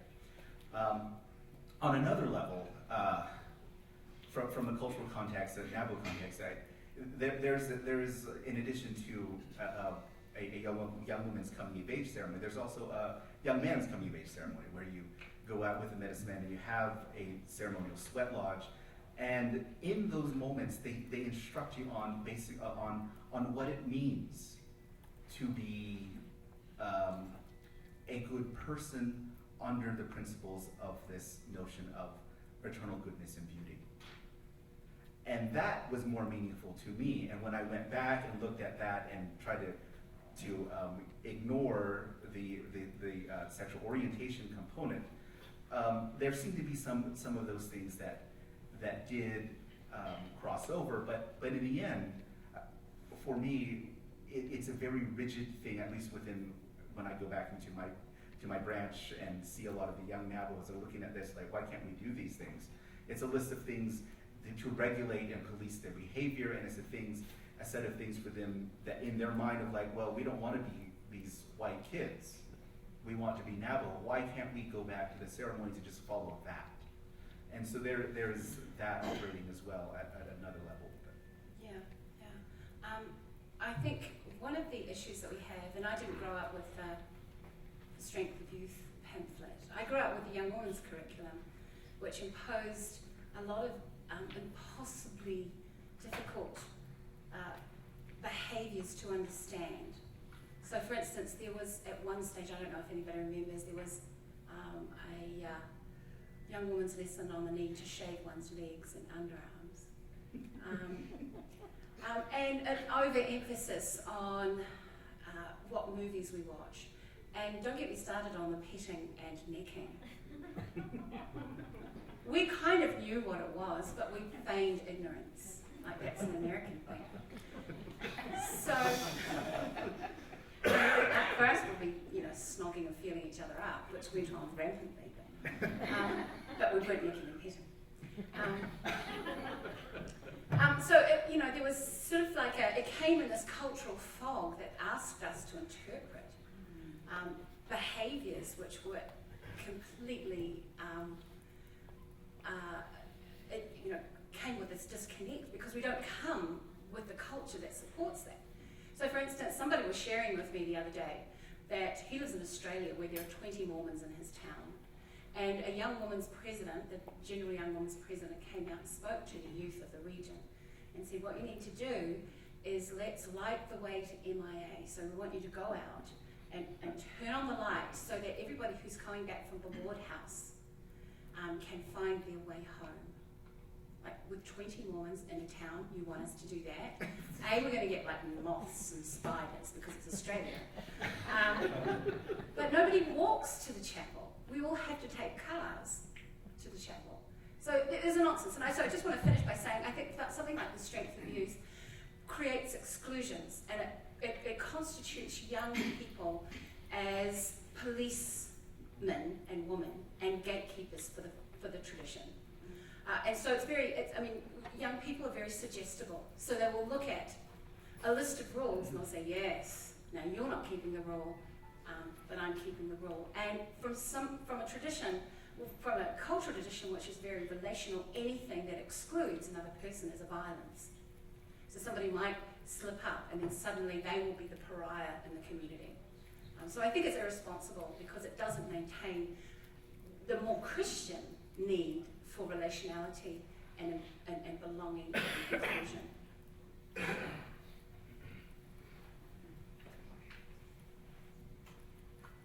So in order to be more inclusive of all the cultures around the globe, and in your opinions, what is the best case scenario for the future organization of the LDS Church? Is it a single powerful institution? Is it a network of autonomous fellowships divided by cultures but united in a discussion of doctrine, something like that? What would be the best sort of organization to be inclusive? I think you're addressing the big question of Christianity in general. The Protestants are so worried about not having a universal church and everybody's schisming and going off to this, that, and the next thing.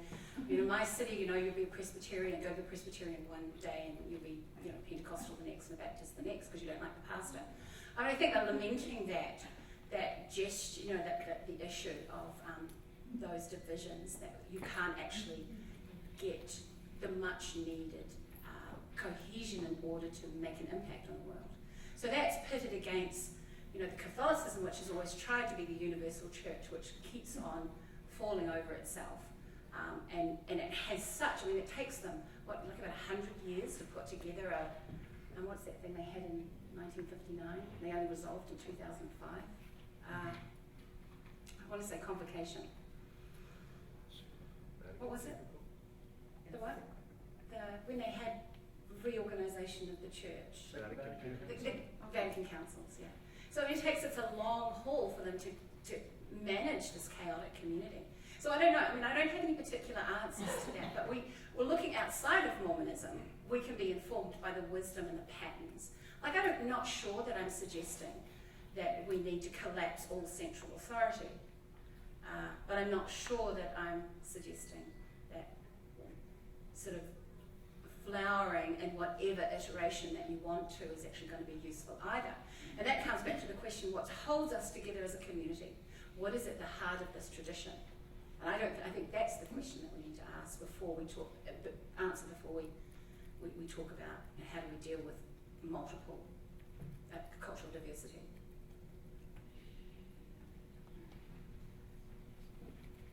Okay, I guess. I agree with what you said. And Moroni, I really, I appreciated you sharing your experience. And same with you, Gina. You talked about ascending the ladder. And the thing is, I find both of your experiences, which are culturally rooted, to be actually very doctrinally sound with Mormon theology, if you really get to the roots of it. But what I find, what restricts finding truth in other cultures would be kind of correlating the system, which kind of happened in the 60s when the church started correlating their teaching programs. So I would agree with it. You'd kind of want to, because you talk about how the church needs to be kind of get back to the Christian roots, and I would say that would be get back to the Word of God, which you kind of answered my question, but I got handed the mic. So I was wondering, would you agree that perhaps maybe the correlation of churches that are, when I say correlation, I mean the handbook for stake presidents, the handbook for mission of presidents, the strength of the youth is a subcategory of the correlation committee, trying to correlate everyone's beliefs so they're taught this thing every single Sunday, every lesson's planned out for the month, that perhaps instead of maybe the correlation committee, you send missionaries out, and instead of trying to impose their beliefs, impose their ideology on them, or their traditions, so to say, perhaps finding truth in other cultures like the Navajos, the Filipinos, the Chinese, whatever, finding that truth and rejoicing together and coming to a doctrinal understanding. Would you believe that perhaps the correlation committee should be fired, deconstructed, yeah, fired and done away with? That's my comment. Yes. One of the discussions, so my father's also a professor of Indigenous philosophy, and he used to do a lot of work with and convene some Native scholars, and they just informally in our living room, and I was just a young kid, and I just kind of keep my head in and listen. And one of the things that they always, and as faithful Mormons, one of the things they always complained about was this idea of learning out of the best books, right? There's a scripture, the Doctrine and Covenants, where there's the injunction to learn out of the best books. But they always said, well, that falls short because Salt Lake City gets to define what a best book is. We do not get to define what a book is. And they said, our book may be our blessing way ceremony. And there is truth in that. And they said, but that doesn't fall within the criteria of best books from this correlation committee. And therefore it is wrong and evil and must be done away with. It is one of the evil traditions that must be, forgotten. But yet, at the same time, the blessing way ceremony is precisely where I got that connection with the divine. And so the answer is yes. Yeah, and I want to respond to that with just a bit of a historical anecdote. Matthew Cowley is a very much loved leader of the church. I think he was the mission president. I think he may have been a general authority. Was he ever an apostle as well? And he was a huge advocate for bringing the wisdom, Maori wisdom, back to New Zealand. And he would go toe-to-toe with apostles to say you need to listen to the way that they're understanding what their cosmology and because it adheres so well. This is why we got so many Maori converts, because they'll be like, yeah, we already do that. And it's the same way that you said it. There was a sort of a cosmology that made sense. And so there was the church in New Zealand is very much a Maori church at its roots, in which it was quite syncretic. You would bring your Maori tradition and your practices and your customs and ritual and language. And then when he left the mission or passed away, they had a man called Gordon C. Young, who was installed as the mission president. And his brief was to clamp down on everything. So within a period of time that he was the mission president, he excommunicated 160 couples because they didn't have official state marriages. They had traditional Maori marriages. And his role was to clean it all up and to make it replicate a Utah American Mormon practice. So it kind of leaves us with the question, why would that be? And I think at the heart of it, what we're looking at in the Mormonism as our greatest issue is this dogged desire to preserve authority and control and discipline. So correlation serves that purpose. It is about creating a biddable and a suggestible and a submissive community of people who will do what they, and I think it's because, and I'm just going to go out on a wee limb here, I think it's because the nature of the attachments to certain truth claims differs considerably amongst people like the Quorum of 15. And so at any given time we could have, mass deaths in the apostleship. We need to have a community who is disciplined enough and willfully obedient enough, blindly obedient and willfully ignorant enough that they will do exactly what the next person says. That's me on a cynical day, which is most days. So, I think theology is not the big question. We're not grappling with theology. What we're grappling with is the maintenance of authority and the building of a community and a kingdom in which people do as they're told to further the enterprise, and that is at all costs. So, correlation, I would like to see it next, but I would like to see the attachment to the need to preserve a certain field of authority as central to this tradition. Okay, we have time for 2 more questions.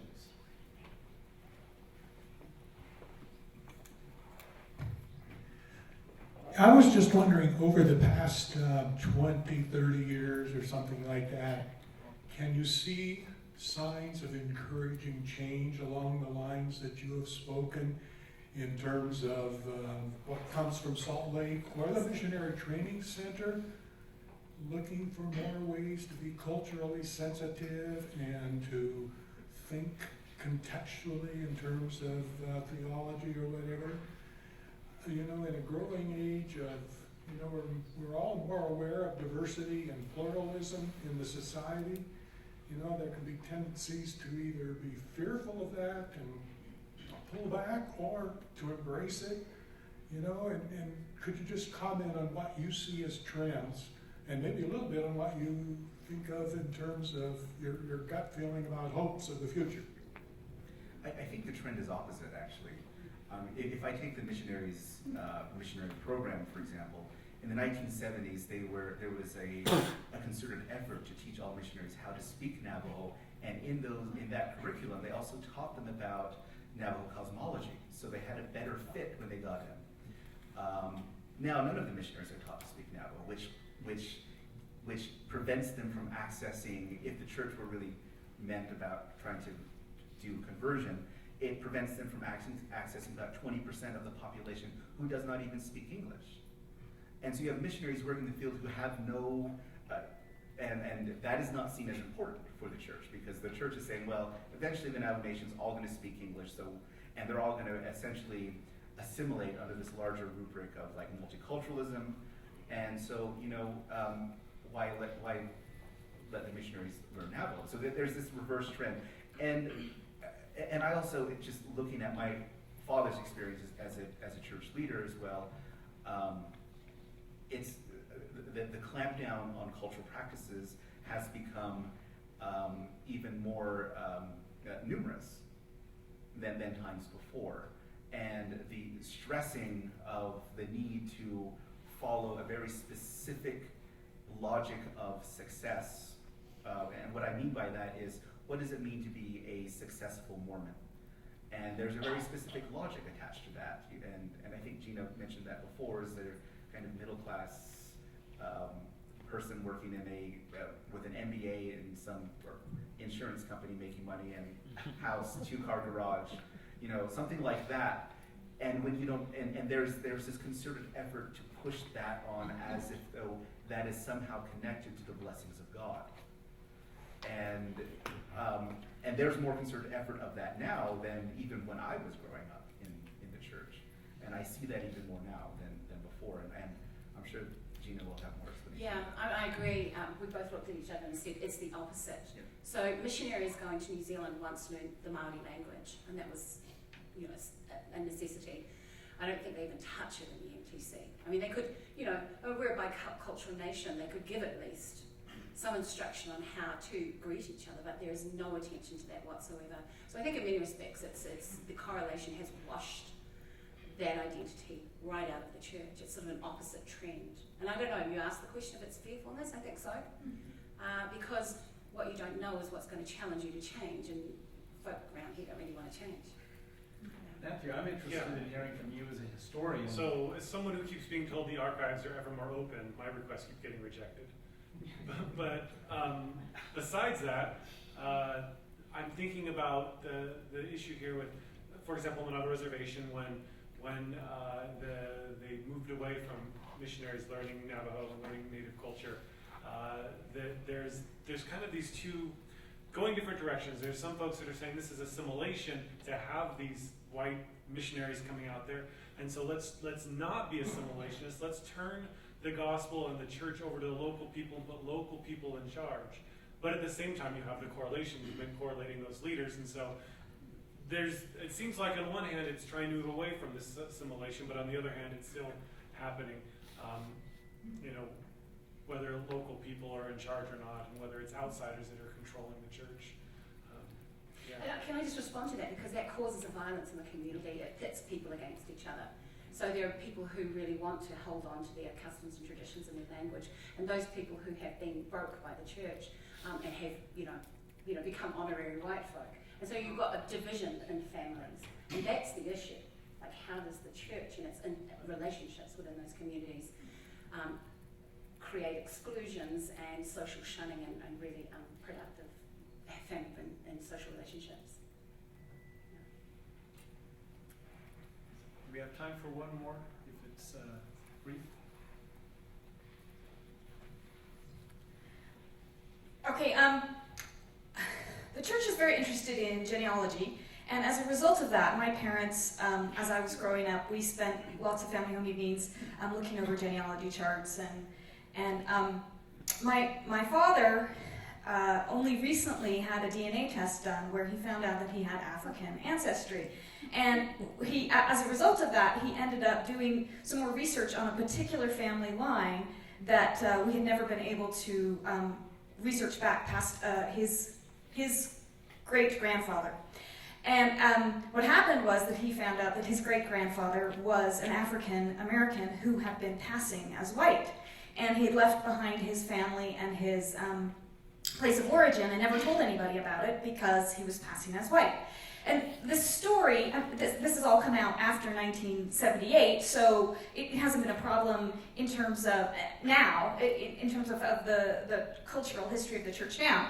But what it has done to me has made me wonder about the ways in which I am also passing as part of this cultural white Mormonism, and the ways in which everyone is passing as this. And my question for you is that a useful way to talk about the culture, that everybody is sort of passing and everybody is being treated violently, or is that a way of sort of also culturally taking the narrative from people who are being more treated more violently and whose culture is being sort of smashed and appropriated worse than the way in which I am experiencing being forced to pass?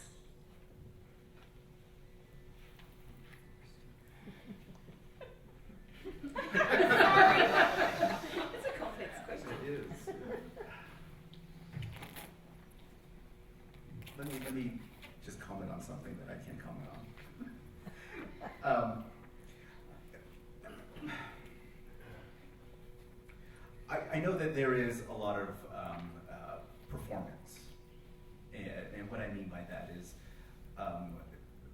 even now at this point, in this moment, I'm in a performative space. I mean, Hannah Arendt calls this is the space of revealing. We are in a revelatory moment right now as I'm revealing myself to you, but in that it's a very guarded, performative aspect in that I'm dressing in a way that facilitates dialogue and conversation with you. And there's another scholar named James C. Scott who would characterize that performance piece as feigned compliance, as a means of survival. And I can't speak to the experience of white folk, but I can certainly speak to experience of myself and also many other Native people and people of color, is that there is a performance aspect, and that performance is out of necessity, out of survival. And it's out of this fear of this constant policing and surveilling of Native behavior, and does that comport with these Mormon notions of what a good Mormon is.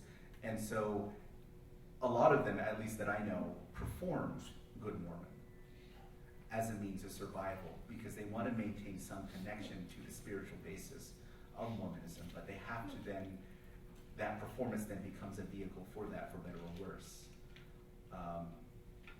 And it's difficult, but it's a matter of survival.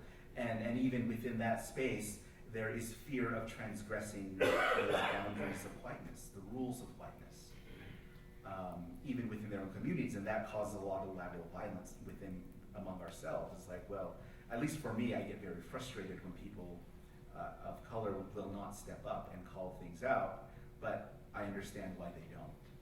And there's that performative element. I don't know if that speaks to your question, but that's kind of what came to my mind. So in looking at the placement program, one of the issues that constantly comes up is that students who go during the school months and they play along and they do what they're supposed to do. Some of them don't, some of them resist, some pull out. But those who continue to participate year after year, they have this mask, right? Shakespeare says we all wear masks.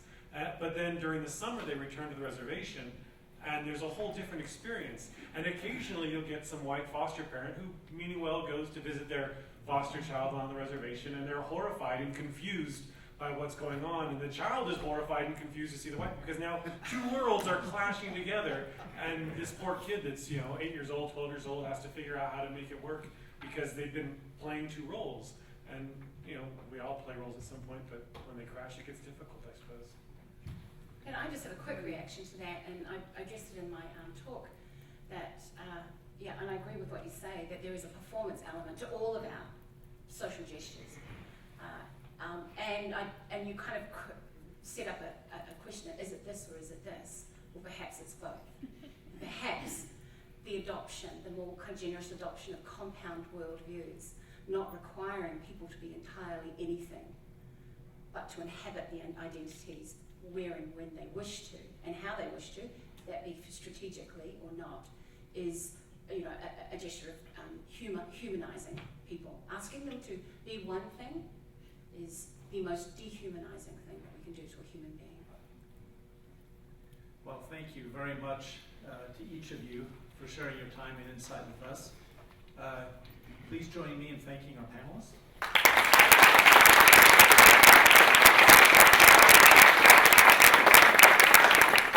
We will reconvene back here approximately 1:15.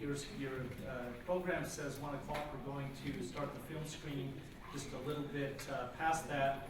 And we just wanted to alert you to the fact that there is food at the bottom level of this building. If you go down the elevators, there's a pizza rotisserie restaurant, or you can go next door to the library on the first floor, and there's a little deli area there. So we look forward to seeing you back here in about an hour. Thank you. Sorry.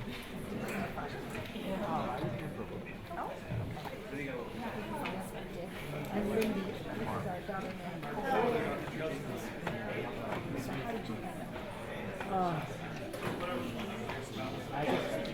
Yes. So we Did you put them in? There you go. I got you.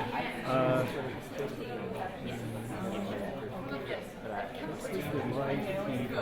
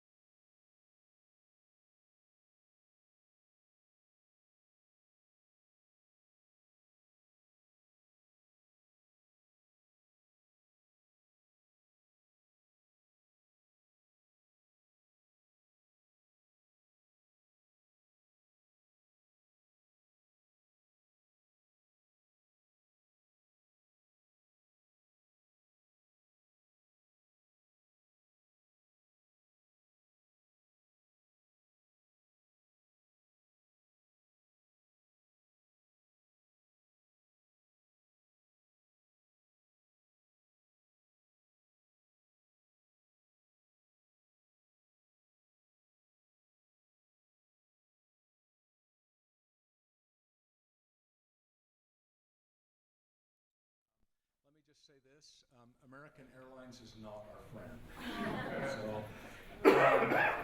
So without further ado, let me introduce Darren. Darren Smith is a faculty member at the University of Memphis in the Department of Sociology. He's a frequent contributor to the Huffington Post on issues of inequality in the Forum on Racism, Classism, and Other Systems of U.S.-based oppression. His research spans a wide myriad of topics, including religious studies, race and sports, stress, medicine, mindfulness, transracial adoption, and the Black family. He is the author of When Race, Religion, and Sports Collide, Black Athletes at BYU and Beyond, which was recently released to critical praise in November. He's also a former professor here, assistant vice president or something. I work with Brad Cook again. You worked with Brad Cook years ago. So this is Darren coming home. So please help me welcome Darren Smith. Thank you for having me back. It's a pleasure to be back here. I'm just taken back by this beautiful facility. This wasn't here when I was here, so this is fantastic. So thank you for having me. Please don't fly American. Anyway, moving on. So I'm assuming that everyone in here is a sports fan, right? Okay, so you're at the right place then. So we're going to talk about sports today. We're going to talk about the implications of sport, particularly the political implications of sports. We don't think much about it. At least we allude to it. We sort of, tiptoe around it. But truly, sport is a political terrain. And so we'll talk about some of that today and what that looks like. But I want to start with a couple of definitions because usually most folks have a different sort of read on issues like racism or classism or sexism. Everybody has their own definition. So let me give you my definition so you understand where I'm working from, what area I'm working from. I'm going to talk about institutional discrimination versus individual racism today, implicit bias, and civil rights. And I want to also talk about this notion of the student athlete. I think, in my humble opinion, and I would say more than opinion. I think student athletes are less student and more athlete. I would call them a worker, a university employee. That's what it really boils down to. I mean, when you look at athletes and you look at their contribution to the campus, many athletes don't graduate, so we'll actually talk about that as we move forward. But this idea, I start with less student, more athlete. So this idea of institutional racism or discrimination is alive and well. If you have not seen it during the Trumpkin era, then your eyes isn't open. It's everywhere. It's always been here. American racism has always been a part of our experience. I mean, America, in part, was founded as a racial oligarchy, so it's always been a part of our experience. And so having to deal with spatterings of racist animus here and there is nothing new. But when you have a president that is actively touting it and actively recruiting and actively engaging and activating people's human beings, we already have a negativity bias already there. We have a built-in negativity bias. It's been there for about 25,000 years. It's been there, so we can activate it. We activate it when we need to. It works out particularly well during the political campaign when political ads are engaging people's minds and activating and facilitating racial bias. And so I'm sad to report today that discrimination has not ended and that we're not in a post-racial society by any stretch of the imagination. So if you hear the word post-racial, you should immediately think lie, because that's not true. We're going to look at patterns, practices, methods, and other areas associated with institutional discrimination, how it looks, and then we'll look at some of the institutions where it occurs: public education, higher education, etc., criminal justice system, corporate America, housing market, employment, etc. So these areas are still major social domains where discrimination remains a part of the fixture, and it's not going to change anytime soon. Won't we wake up to that? I'm here to give you a dystopian talk. I'm going to tell you racism is here to stay. It's not going anywhere. It may change form, shape and form, but the actual mechanisms that underscore racism will continue unabated unless or when white folks are ready to change it, then it'll change. But until y'all are ready to change it unanimously, we'll keep dealing with this shit long before I'm gone.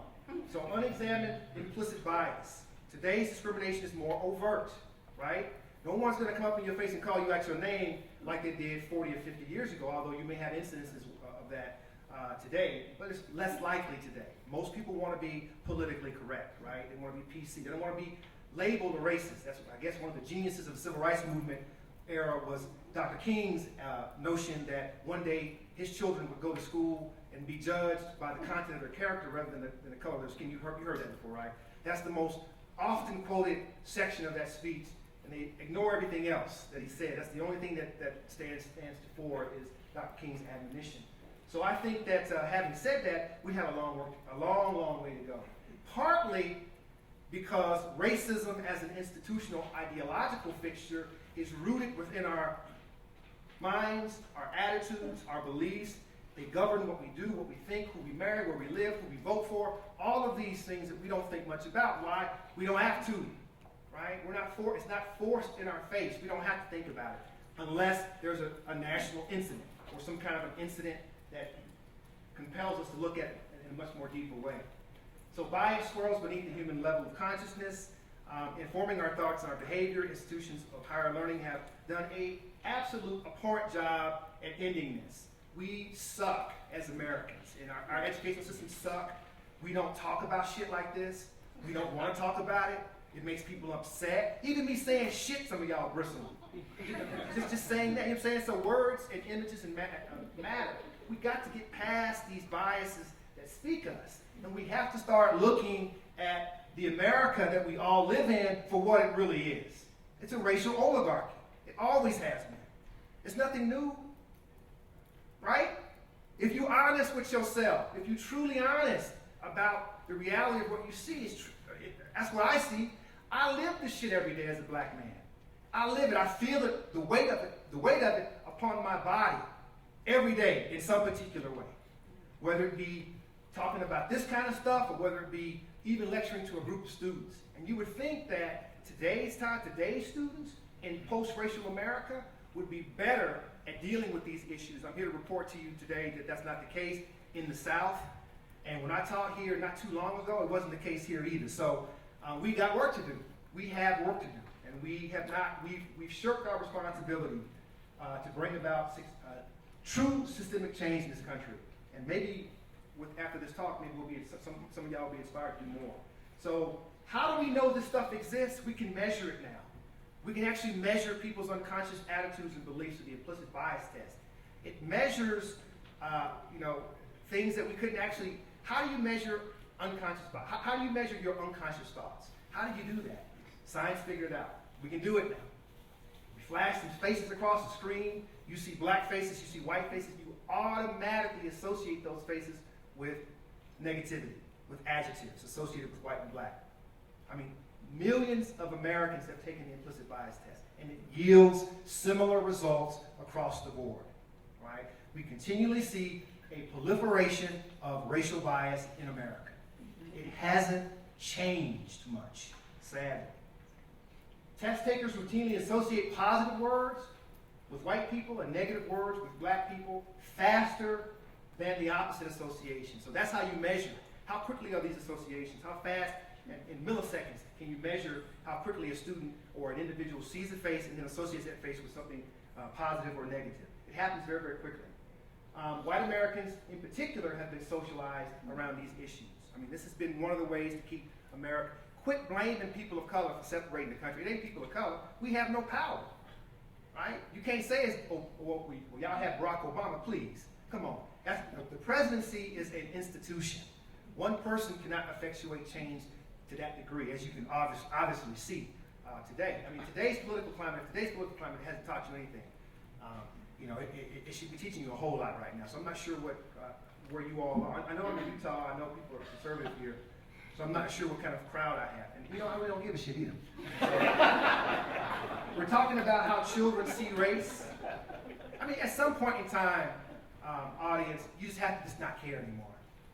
You just have to not care what people think. I live my life now, I just don't care. Should I care? maybe I should, but I don't. Because generally what other people think about me or what other people, how they feel about me, is of little import to me anyway. But the point is that if I worried about what people thought about me, I would never do anything. So I want to be much more robust than that. Let me show you how this stuff plays out. This is a quick little video I want to show you. So how do we teach? How do we go from here, from this? How is this stuff here, the implicit associations, right, mounted with children? How do children reproduce their racial biases? Let's see if this will work. Did you guys try this? Did it work? Our second major finding, even black children as a whole have some bias toward whiteness, but far less than white children. Anderson Cooper did a great job on this a couple of years ago, looking at racial bias and how it gets transmitted from one generation to the next. And he looked at children as the focal. Watch how these kids perceive their experiences as young people. At this freaking age, watch how they talk about their racial group affiliation. Hey, can you give me like another way to do this? This is here is I need a different screen here. Our second major finding, even black children as a whole have some bias toward whiteness, but far less than white children. The smart child. And why is she the smart child? Because she is white. Okay. Show me the dumb child. And why is she the dumb child? Because she hates. Well, show me the ugly child. And why is she the ugly child? Because she's gray. Show me the good-looking child. And why is she the good-looking child? Because she's light skinned. And show me the skin color you believe most teachers think looks bad on a girl.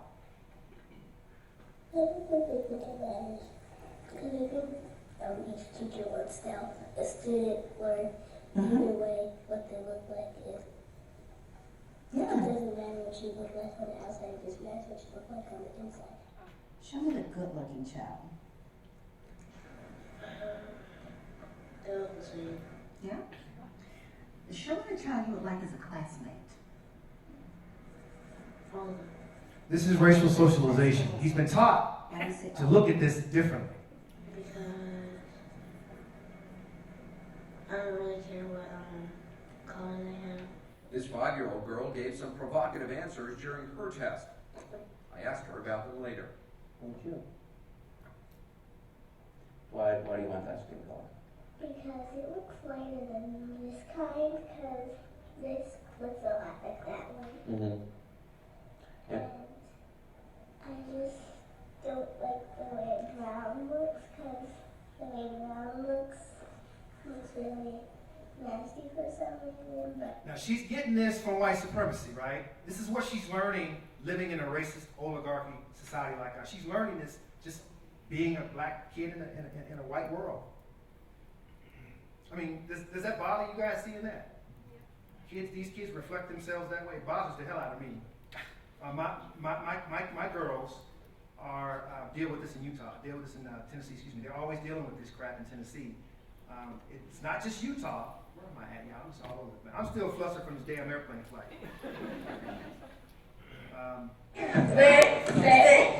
Our second major finding, even black children as a whole have some bias toward whiteness, but far less than white children. Yeah. The smart child. It just starts over every time. Okay. Every time you pause it. Can you drag that? I'm gonna let it. Well, I'm not sure, but I'll let it play if that's the case. There you go. Dumb child. Well, show me the ugly child. And why is she the ugly child? because she's gray. Show me the good. And why is she the good-looking child? Because she's light skinned. And show me the skin color you believe. And you just think looks bad on a girl. Because each teacher wants to tell like on the inside, like on the Yeah? Show me the child you would like as a classmate. all of them. You like all of them as classmates? Why do you say all of them?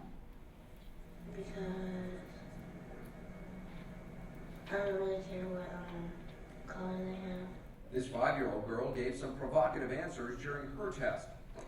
I asked her about them later. Thank you. Why do you want that skin color? Because it looks lighter than this kind, because this looks a lot like that one. Mm-hmm. Yeah. And I just don't like the way brown looks, because the way brown looks really nasty for some reason, but I don't know what reason. So you think it looks nasty? Well, not really, but sometimes. Sometimes. And Brielle, they asked what color adults don't like. You know, what did we say? Which one? That's right, that's what you said. Why do you think adults don't like that color? Dark. Dark. And adults, you think adults don't like dark? Maybe some adults do, but maybe some of them don't. The questions that got overwhelmingly white biased answers? Show me the one you think most children would think looks bad on a boy. More than 70% of the older black children chose the darkest skin tones. Show me the child who has the skin color most children don't like. More than 61% of the younger black children chose the two darkest shades. Show me the ugly child. More than 57% of the younger black kids chose the two darkest shades. Dr. Spencer says the research shows the bias toward white is still very much part of our culture. All kids are exposed to these stereotypes, but what's really significant here is that white children are learning or maintaining those stereotypes much more strongly than the African American children. And that is our third finding, the finding that interested Dr. Spencer the most, that overall younger and older children keep the same patterns of stereotyping. In other words, their ideas change little from age 5 to 10. Ordinarily, by the time children are older, there's this sort of a natural filter, their own ways of thinking sort of aids them in sort of rethinking the extreme stereotypic sort of responses to become less highly biased. That left Professor Spencer wondering what's causing this pattern. He speculates that kids are bombarded by stereotypical messages, and that adults in kids' lives have to fight to override the deluge. Black parents may be more diligent about that, while white parents may not notice the need. The messages are the same for all children, and therefore the task is the same for all parents. Parents have to reframe what children experience. We realize these findings may be disturbing and that some people will question this project's conclusions. What stereotypic messages are being sent in a country that elected a black man president? I, Barack Hussein Obama. Like all research projects, ours is not perfect. Some kids were told ahead of time they'd be asked about race. Some children identified as one race but came from biracial families, like this boy whose mom is white. But Professor Spencer tells us these are common issues in research and the results can still be trusted because of the sample size. To be clear, this is a scientifically informed and executed pilot study, which suggests the need for further research. The results point to major trends, but are not the definitive word on children and race. Still, they underline what Dr. Spencer sees as an alarming conclusion. We are still living in a society where dark things are devalued and light things are valued. The question we're left with is, where do we go from here? Anderson Cooper, CNN. That brings us to the next point, civil rights. The civil rights movement was supposed to ameliorate these vexations that we deal with as Americans.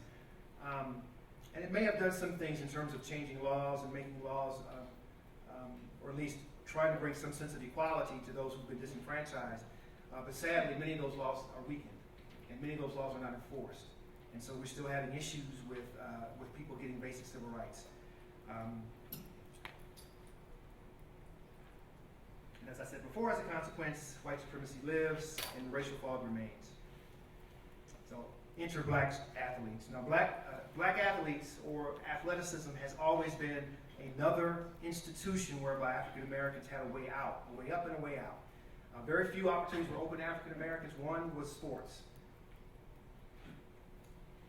The early black athlete.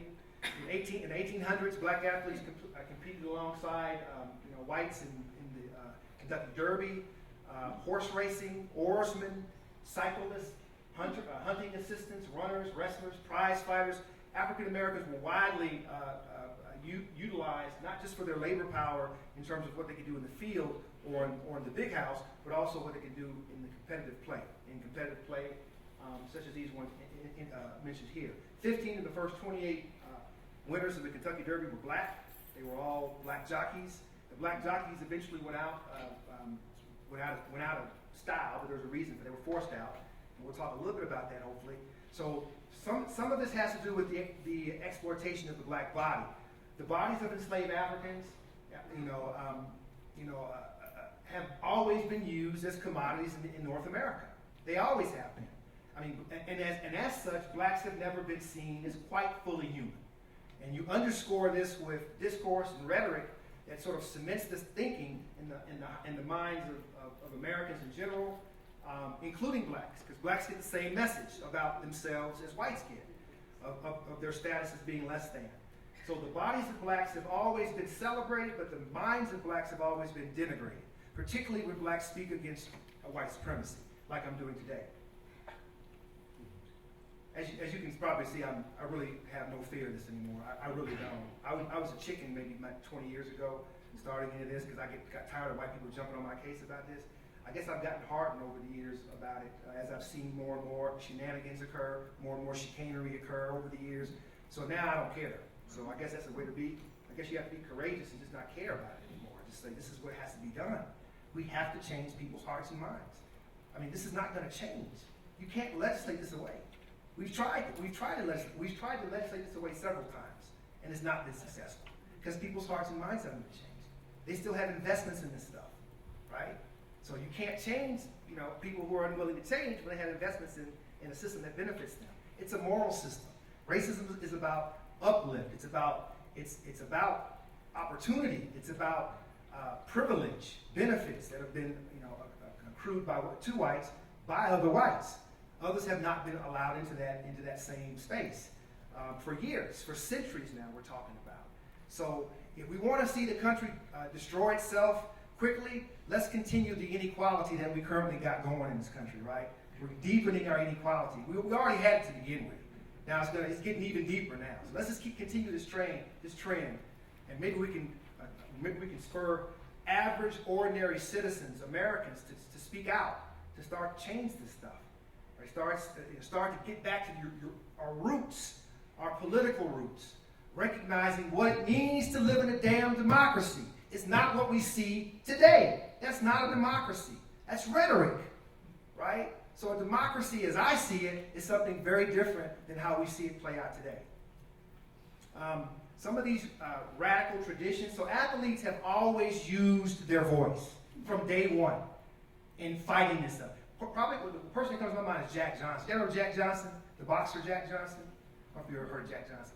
Jack Johnson didn't give a crap. In the 1800s, Jack Johnson rode around in whatever his fancy little car was, his little fur coats, his hat, his white woman on the side. He didn't care what white folks said about him. He just whatever. Y'all kiss my ass. I'm gonna do me. I'm gonna do me. And he did him. And it takes that. It takes that kind of resolve to say, I'm going to do me, and whoever doesn't like it, and if it doesn't bring me any love, then I have to be okay with that. So Jack Johnson would be a good example. There are other more prominent civil rights activists that you probably have heard of, Muhammad Ali being probably one of the greatest ones that we've heard. Muhammad Ali is another one who just didn't care. He just did not care. You can't care. You can't care if you go to prison. You can't care if you get killed. You can't care. Because if you care, it's going to weaken your resolve. You have to stand up for principle. Although no one should ever have to lose their life because of talking about freedom and talking about justice. That should be a basic human right. But yet we still find ourselves talking about that today in these modern times. Civil rights in the 1950s, this image says it all. Are we heading back here again? Are we on our way back here again? I hope not. I sure hope not. I wish we could close the chapter on this, but we still refuse to do the work that needs to be done. So, how have black athletes used their platform to change the status of politics in this country? Of course, this is a very sticky terrain, right? Most white Americans who see athletes doing these things, right, think it's inappropriate, right? This is not a stage for activism. Sports is not a stage for activism. Really? What other format do African Americans have to push their agenda? What other format? I don't know. I mean, y'all love watching us sing, dance, or play sports. So we have to use that platform, the platform that's been given to us, to try to make changes in the system. So, I mean, if I was an athlete, I'd be all up out there, trying to protest and trying to get, the message of justice known to everyone. Why is it that African Americans are always the litmus test for justice? It's y'all the one that brought justice up, white folks. Y'all the one that brought this to the country in the 18 and 1600s. Why come African Americans are pushing, and other groups of color who've been marginalized are pushing this justice agenda, and had to expand what justice meant, right? Because it didn't mean what it meant today, right? It meant something very different. So why is it that the marginalized are the ones who are pushing this? I don't understand that. I still don't understand that. Yet we continually say democracy, democracy, democracy. Yet our actions speak something and say something very, very different. Muhammad Ali, these are some of the greatest, right? These folks here, these athletes here are some of the greatest voices that we've ever seen historically who originally started pushing this very, very early. And now we're seeing a new crop of athletes doing the same thing. And we'll talk about those cats a little later. So racism in higher education, it doesn't exist. It's fake news. Discrimination found its way into the classrooms of higher education during the athletic era in late 60s, early 1970s, when blacks were starting to enter into these predominantly white institutions, not as students, but as athletes, right? So there were several cases that you all are probably familiar with some of the cases that were fought in the civil rights era that were fought in the Supreme Court to allow blacks access to higher education. White institutions had been historically denied access to. That wasn't true for sports. Sports was another area where blacks were able to come in and through the back door and enter into a higher education institution. And that only came because of, at least in mass, because of Bear Bryant, right? So Bear Bryant, he knew of black players in the 60s. He saw black players in the 60s, but he had no idea the ass whooping that was coming to him when USC showed up and played Alabama in the early 60s. He never expected that. All these black players in the 60s playing in California beat the crap out of Alabama and shocked the Alabama elites. They were like, okay, we got to have one of them. We got to get ourselves one of them. Okay? One of them being black people, right? So the SEC starts to open up for the first time recruiting to black players, right? So black players historically had gone to HBCUs. Those were the institutions that were allowed black players to flourish. So some of the early greats in the NFL all came out of HBCUs before they started going into WPIs or HWCIs, or predominantly white institutions. So you got blacks who were playing football at these institutions or basketball who weren't even allowed to go into lecture. They were sitting out there in the hallway. They weren't in the room. They were in the hallway listening. How can you learn that way? You can't be in the classroom. How can you learn sitting in the hallway? This is what was required of athletes. They couldn't have afro haircuts. Couldn't wear afro haircuts. Okay. They couldn't wear their peace signs. They certainly couldn't have an afro pick in their hair. They couldn't have anything that identified them as being black or anything that identified them as being sympathetic to the cause that was going on at the time in the 60s. So they had to come in, basically be seen but not heard. That sounds a lot like it is today in many respects. And what's more important is that blacks couldn't even live in the damn dorms. They couldn't even live in the dorms. Black players couldn't live in the dorms. They had subpar dorms, marginal dorms they were made to live in during this era. This is in part what drove a lot of the activism as athletes began to protest and assert their authority and assert their right to the same access, the same institutions that white athletes had at the time. So the original blacks on predominantly white campuses were athletes. One of the first black students to actually go to BYU was a black student athlete. His name was Benny Smith. I don't know if you've ever heard of Benny Smith. Raise your hand if you've heard of Benny Smith in here. Okay. Benny has an interesting story, and I'll share that with you right at that time. But anyway, so Benny goes to BYU in the 60s. He's the first black student athlete to show up there. He's a junior college transfer from an Arizona school. And his first couple of years were horrible there. He's talking about his experiences at BYU, about how he feels isolated. White people, y'all have a way to make black people feel isolated. Really, really isolated. By themselves, off by themselves. He felt incredibly isolated there at BYU. He had nobody to relate to. He had nobody to hang out with. So he had to make do. What's interesting about Benny is that Benny actually joined the church later on. So I'll talk about that. His story is a trip. I will say this. Benny is no longer Mormon. He's now a member of a Jewish off-colored sect in the Middle East somewhere. He left his family, 7 kids. He just disappeared. So white supremacy makes people crazy, right? They just leave. They go nuts. So you probably remember some of the stuff what went on with Benny Smith and Mitt Romney during the Olympics, right? That sort of set the catalyst for this whole thing with Benny. Benny's responsibility was to go and to recruit the African delegate, right, to get their participation in the Olympic Games here. And when was that? 2002. When was it? 2002. So his job was to go and convince the African delegate that Utah's okay. You can come here. It's all good. So in the midst of that, he got gifts and all this from the African delegate. You're not supposed to get gifts, right? So it started a big controversy. So he falls out of the scene, and that's when this whole thing starts for Benny. After that, his son Adam Smith. I've spoken to Adam several times about his father, and he's just torn up about it. He wants to find his dad, find where his dad is, try to find out what's going on. But he hadn't seen his dad in maybe 8, 9 years now. So just dropped off the face of the earth. So my job is to try to help Adam find Benny and try to get some closure to this whole, complete the circle. My hero is a guy named Harry Edwards. Have you ever heard of Harry Edwards? Harry Edwards' name, if you haven't heard of Harry Edwards, look him up. Harry Edwards is the brainchild behind all of these 1960s, 70-ish university revolts that took place with athletes. Harry Edwards is the one that planted the bug in the ear of many, many athletes to use their bodies as a platform.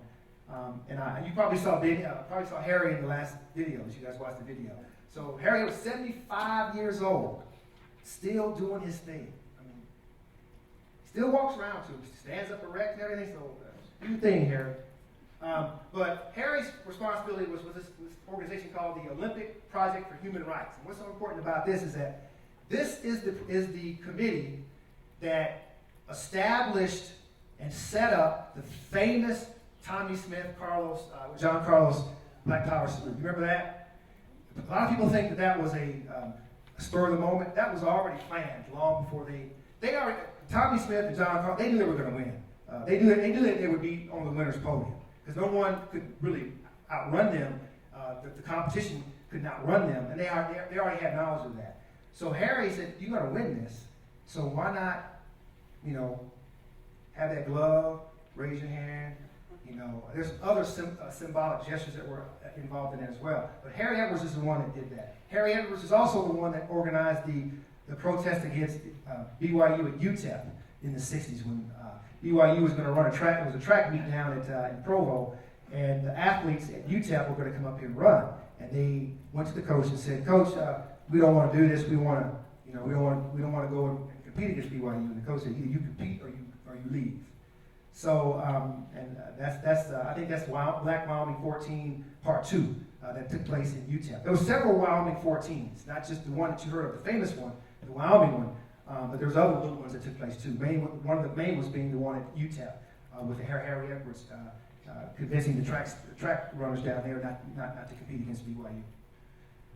This is, of course, a very famous salute. The gentleman on the left-hand side, the white guy on the left-hand side, have you heard his story? His story is a trip. He caught hell for this. This guy on the left. So his story is really interesting. I don't want to spoil it for you. I want you to go look it up. Look this guy's story up. This white guy's story. Eventually, he was sympathetic to these guys, right? And made some public comments about it and statements about it. And his government just thrashed him when he got home. But anyway, you talk about other activisms in higher education. We're talking about, of course, the Black 14, the most famous. The UTEP folks is famous. The Stanford folks. You guys remember Stanford? Happened at Stanford? Stanford was going to play BYU, right? And BYU, and they decided not to play BYU because of its position on blacks in the 60s. Well, I don't know if you know this, but the money that a university loses for not competing is enormous, right? I don't know if you remember this. It happened last year when the University of Missouri decided to walk out and not play BYU. That was $1 million on the table for that. It took them 48 hours to remove the president. The players wanted the president, and the students wanted the president gone. They said the president was not sensitive to students of color. That's been an ongoing theme in higher education. Well, they finally put their money where their mouth was, right? So the students said, you know what? We're not going to compete. We're not going to compete. We're just not going to play. And the coach said, I'm not going to make a play. And it took 48 hours, and the game was on. Okay, the president was gone. Everybody's happy. The money, somebody made some money. It's all good. What that shows me, what that demonstrates very clearly, is the power that student athletes have. Enormous power, untapped power that they generally don't utilize. There's a lot of consequences for this, right? If you make a stand like this, you have to be prepared for the consequences. And generally, it's going to be see you packing down the road, like those 14 players at Wyoming. All they wanted to do, coach, can't we just wear this? We just want to wear it. That's all. We're not going to say nothing. We're not going to get out. We just want to wear this armband. That started the whole thing. So we're from here to the 80s. So we're talking about all of this unrest in athleticism in the 60s. We're seeing blacks assert themselves in higher education and in the athletic departments across the country at all institutions, primarily the major institutions, the ones that have the FBS bowls, the big dollar bowls, right? So now you're seeing athletes become more and more part of the athletic sports industrial complex.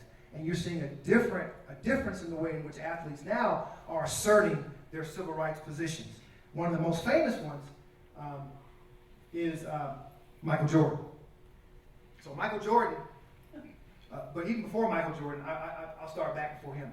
It was the first athlete to really brand a major corporation was O.J. Simpson, right? With the Hertz running through the airport. You guys remember that? Who old enough to remember that? Running through the airports and all. Go Jews! Go Jews! Remember that? So he was the first one. But Jordan took it to another level. Since Jordan's deal has made other deals so much sweeter because of what he was able to do. So we've got athletes after this all happens, OJ, Michael, and several others. You've got athletes now negotiating huge endorsement contracts, bigger than their playing contracts, right? Now, why is all this happening? It's because of the value that we place on sports. It's the value that fans place on sports. We love it. We love sports. Sports takes us existentially to a place where we can imagine ourselves as warriors. We can root for someone. We can be a part of something bigger than ourselves. Sports enables that. It allows for that kind of engagement. But there's a lot more to it too, right? There's also other issues that it also engages in, but we don't talk much about that unless you see unrest, unless you see protests, or unless you see some other major issue underway. I'm having just a major problem with this thing now. So we got this here, we've got Jordan, and we've got Simpson. Let's see if we get the Simpson clip to come up. Y'all, I just want to show this clip. It's just too great. Nobody does it better than her. Nobody does it better.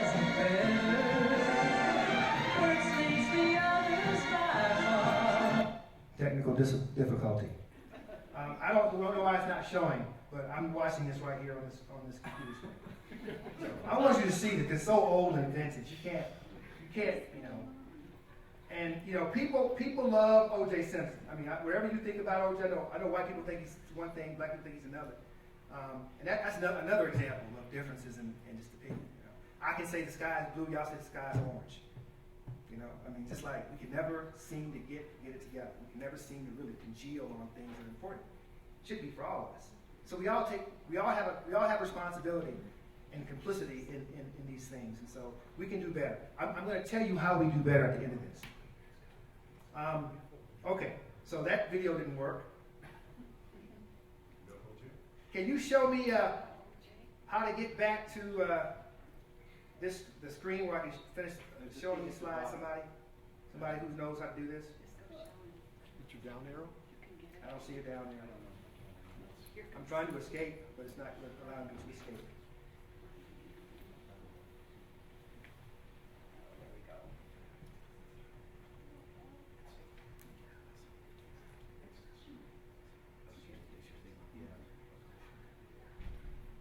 So you've got Jordan, you've got OJ, now you've got LeBron, and you've got there are so many I can't say, but the bigger athletes, the ones who we really venerate, are the ones that have the big endorsement deals. And so the thing, what I find particularly interesting and refreshing about modern day athletes,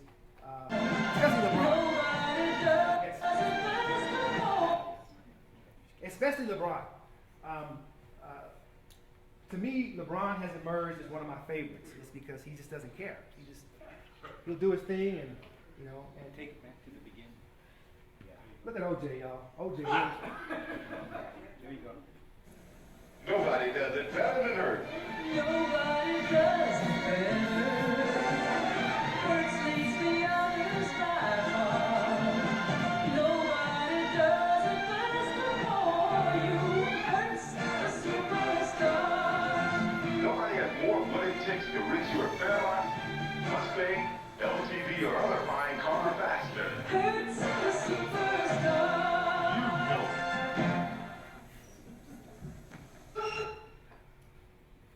That's old. Look at those cars. The cars are so old. So anyway, people liked OJ. OJ was personable. He didn't talk shit about white people, right?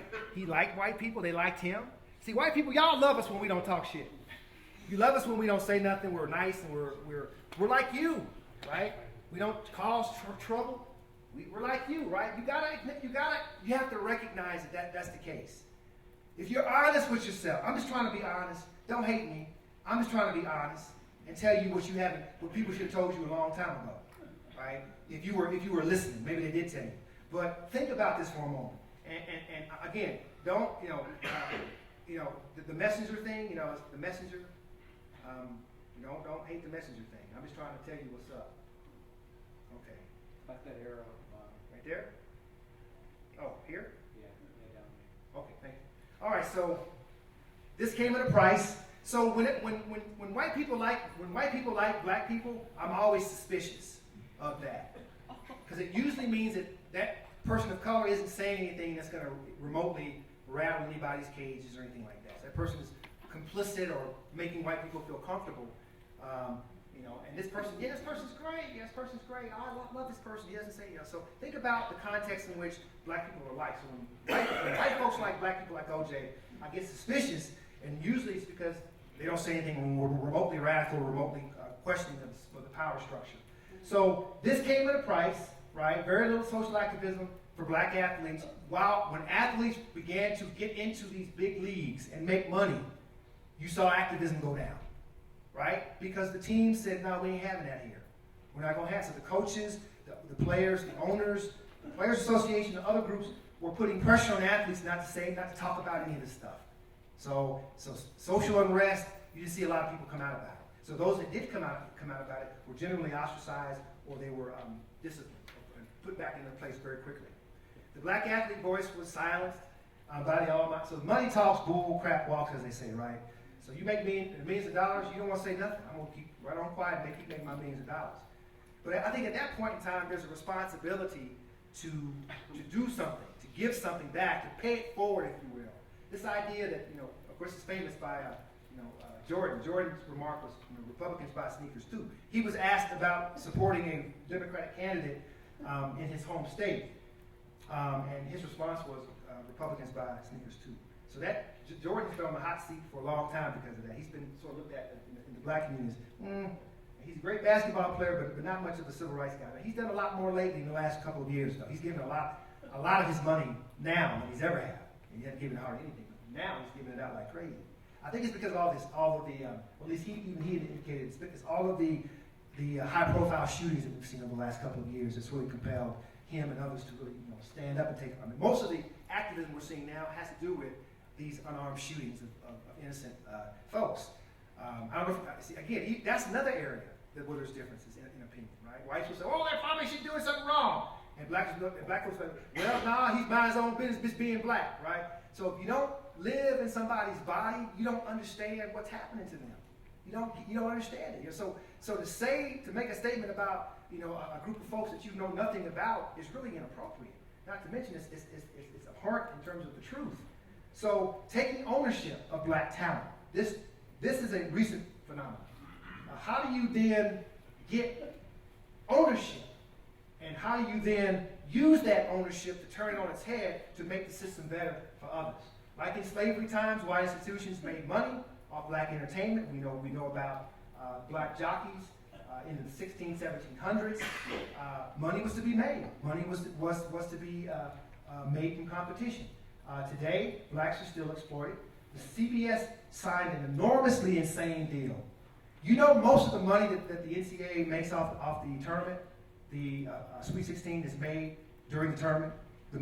This $1 billion is made over the week of that tournament, however long the tournament goes on.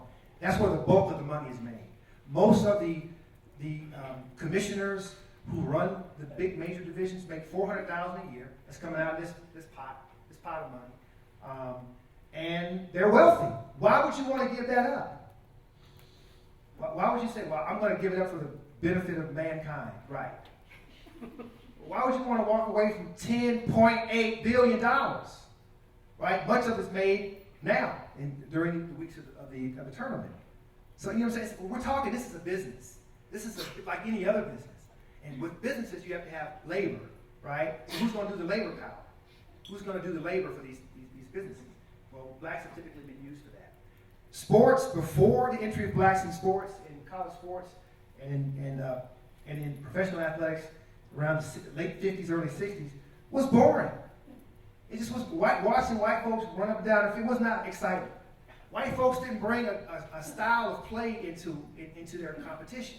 Blacks brought a style of play into their competition. What they learned from the hood, what they learned from living in the streets, right? How to be the trickster on the court. They learned all of this stuff and they brought it into the play. It made it really exciting to watch. It made it very exciting to watch. And so white folks were willing to pay a lot of money to watch it. So Division I football and men's basketball are today the highest revenue producing sports. I'm not sure about UVU, but most schools that have football teams and basketball teams don't make any money. The big divisions make money. The big schools make money. The Alabamas, the Floridas, the Tennessees, they make money. UVU, they don't make any money. Okay? UVU would make money if they went all the way to the Sweet 16. The conference would make money. Okay, which would be amazing. That's why when people see a school like Butler, remember Butler had a really great run a couple of years ago. Butler's program increased because of where they went in the order of things in terms of the tournament. Utah was there a couple of years ago. They were playing for they were playing for the championship. You guys remember that? When Utah was playing for the championship, the same year that the Jazz was playing for. That was a great year. So the conference made tons of money that year when Utah was participating. But generally speaking, most leagues don't make any money unless you're one of the big leagues. Overrepresentation, this is truly sad. Blacks are overrepresented in the second two of the highest revenue producing sports. Most blacks on predominantly white college campuses are there as athletes and they're not there as students. I'm not sure how your school is, but you should probably look at that and see. So the vast majority of students that attend predominantly white institutions, big schools, are there for scholarships, sports scholarships, of which many of them don't graduate. The bulk of these players come from disadvantaged and low-income neighborhoods. That's partly why I'm beefing with BYU, because they know damn well what they're doing. They're bringing these young people in who have a lot of issues. And they said, you come here, you can't do this, you can't do this, you can't do this, you can't do this. Really? They've been doing this for 18 years. You gonna say stop doing this? Okay, that's unrealistic. And yet they get punished for it. So we gotta do. BYU has to do better. They have to do better. You have to recognize you're bringing these kids on campus who know nothing about your church, nothing about your faith, nothing about your culture, and you want them to live, walk, and breathe the way you walk. Then don't recruit blacks. Recruit Polynesians, which you're doing right now. right? Recruit Polynesian players. That's what you need to do. That's the better solution. You're gonna recruit black players. You got to recognize they're not Mormon. They don't come from Mormon enclaves. And those who have been Mormon, who have played for BYU, have not fared well either when it comes to discipline, even when they are Mormon. So it depends on a lot of things. The sun being high, the stars are aligned right, and whoever's in charge of the athletic department at the time. There are underrepresentation of black males, in the academy. We know that. There's very few in the academy. In 2007 and to 2009, blacks made up just 2.8% of all full-time undergraduates, but 57% of all football teams and 64% of all basketball teams in the big divisions. So we have more players, more students who are attending these institutions as players than we are as students. You wonder what the value we place on black bodies. This sends a message. Does this not send a message? We value your body, not your brain. We want your body, not your brain. That's what the message sends to me. So that's pretty appalling, but that's the lay of the land. Black male student athletes are recruited to HWIs at a higher rate than non-black students. So a non-student, a regular student, right, will not get the same recruiting love that a black student athlete will get, which is why you have an overabundance of black players at white schools. They're actively recruiting these kids, bringing them in. Even if how do they get in if they have a low GPA? Well, that's wizardry and math and science and strange stuff going on behind the scenes. I don't know nothing about it. But yes, black players do get in with lower GPAs than black players who are regular students trying to go to the institution. And they often get in. They often get accepted because of their athletic talent. That's the message we send to black players, black students. Right? We value your body, not your brain. That's true. It's telling. This is what chaps my eye, right? Or you'll get a free. I've read the critiques. Again, if you racialize the critiques, white people, y'all gonna say one thing. People come. Well, you get a free education. You get a free education. That's great. Look at the data. It ain't fake news. It's not alternative facts. It's the data compiled by the conferences. They tell us what's going on. These kids are not graduating. And when they do graduate, they get a sham degree. They get a stupid degree that they can't even use. You can't use a sociology degree, I'm sorry. It prepares you for graduate school or law school or something. You can't use it. How are you going to use that? I hate to sit here and say education, some degrees are less valuable than others, but that's exactly the case. It wasn't always that way, but there's been a great emphasis placed on STEM education and I think that's great too. We need STEM education as well. We avoid math and science like the plague in this country in comparison to other countries like ours. UNC, a joke. UNC, one of the best public institutions in the South, hands down, academically speaking, ought to be ashamed of themselves for giving out these degrees over 15 years, giving sham degrees to student athletes. Something like 3,000 student athletes got a sham degree, right? And they have filed a lawsuit against the institution for allowing this to happen. And why is this important? We got to win games, y'all. Right? I mean, the corporation has to make money. Has UVU been untouched by corporate America yet? Are y'all still teetering on the when corporate America touches institutions? You can forget about anything that resembles democratic education, because your institution has been corrupted at that point in time. Okay, keep corporations the hell out of higher education. They don't belong in higher education. Take your money and your whatever and get out. Let students learn what they're supposed to learn in these liberal institutions, right, where they're untouched and unsullied by these corporations who continue to profit off the backs of students and off the backs of athletic departments and other areas. We can do better. We can do so much better than this. We have smart people in this country. Great people, bright people. Why do we continue to do year after year? Don't you get tired of hearing this shit every year? Seeing it every year? I get tired of talking about it. I get tired of writing about it. Put me out of business. I don't want to write about it anymore. I want to write about mindfulness. I don't want to write about racism anymore. It's just, it sucks. because it never fucking changes. Pardon my language. Cheating is widely accepted. Widely accepted. Okay? Yes, true. Athletes are handed the papers. Here are the papers. Here are the answers. Just spit it out. Reproduce it. This is how the UNC players got away with what they got away with. These kids, they're 18-year-olds. What do they know? Right? They're relying on you. Many of them don't have fathers. They're relying on you to be a steward, a shepherd, if you will. You know, I mean, my cousin played football for North Alabama, and his story to me was cheating on that campus it's just normal. We just, you know, I teach a class right now called Sport, Black Athlete Activism at Memphis right now. I've got 7 football players in my class. Okay? 7 players in my class, and they are struggling.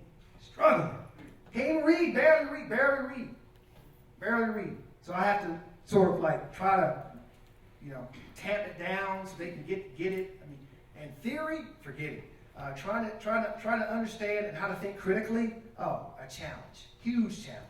But this is the kind of, you know, and I say to myself, well, these are not students, these are workers, these are employees of the institution, right? Masquerading as students. I mean, because many of them don't graduate. Memphis has a 43% graduation rate. I'm not sure what your graduation rate is here. But I know this is Utah. It's got to be higher than 43%. Federal number. That's federal. The feds. You got a 43% graduation rate. The athletes, they love to gloat about this. The athletic department. I called them on the carpet though a couple weeks ago when they came to my class to tell my students it's BS. My students were way prepared for them. Well, we have a 61% graduation rate amongst our student athletes here. If you figure in the tennis players, the golfers, you know, the bougie white folks who are playing the bougie sports who have better GPAs that bring up the GPA overall.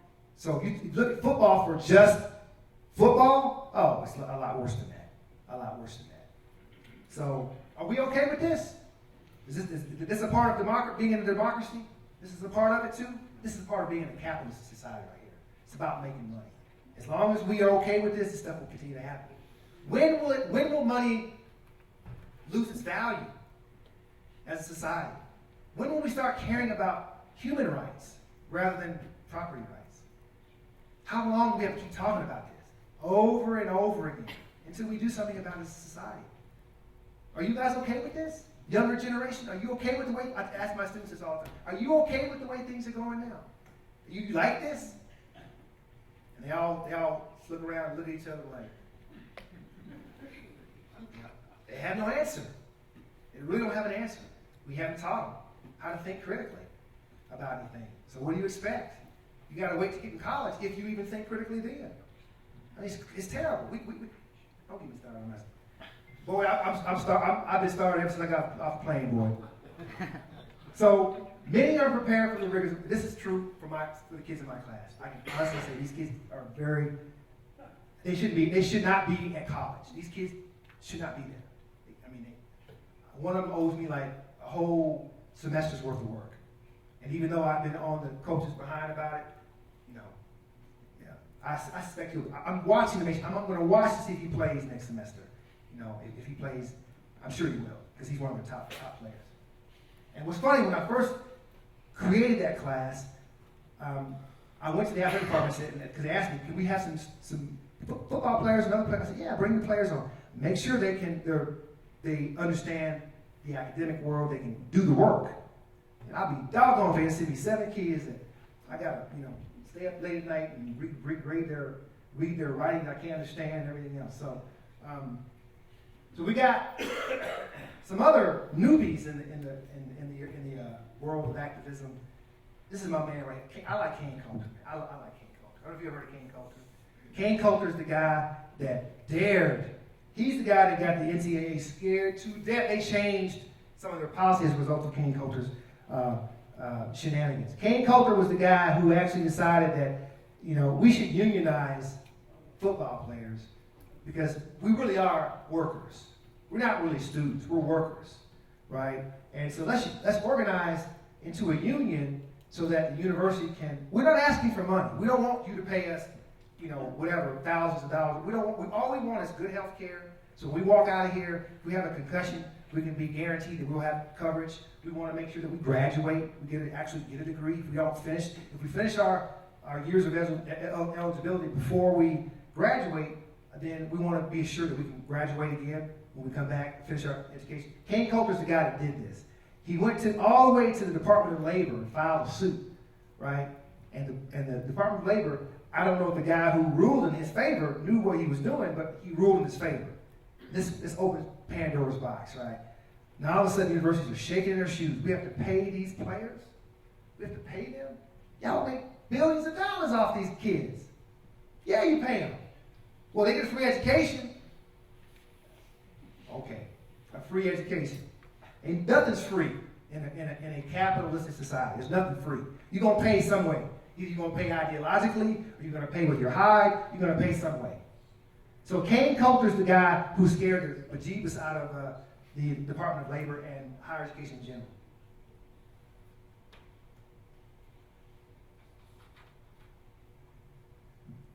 So here's what this unionizing effort was based on. Football players, nope, I'm not kidding you. They work 50 to 60 hours a week. Easy, right? You say, well, you can't because the NCAA, they have a 20-hour per week rule, right? Football-related rule or basketball-related rule, but you have a whole lot of hours that devoted to non-football-related things, right? They work they have very little time to do homework.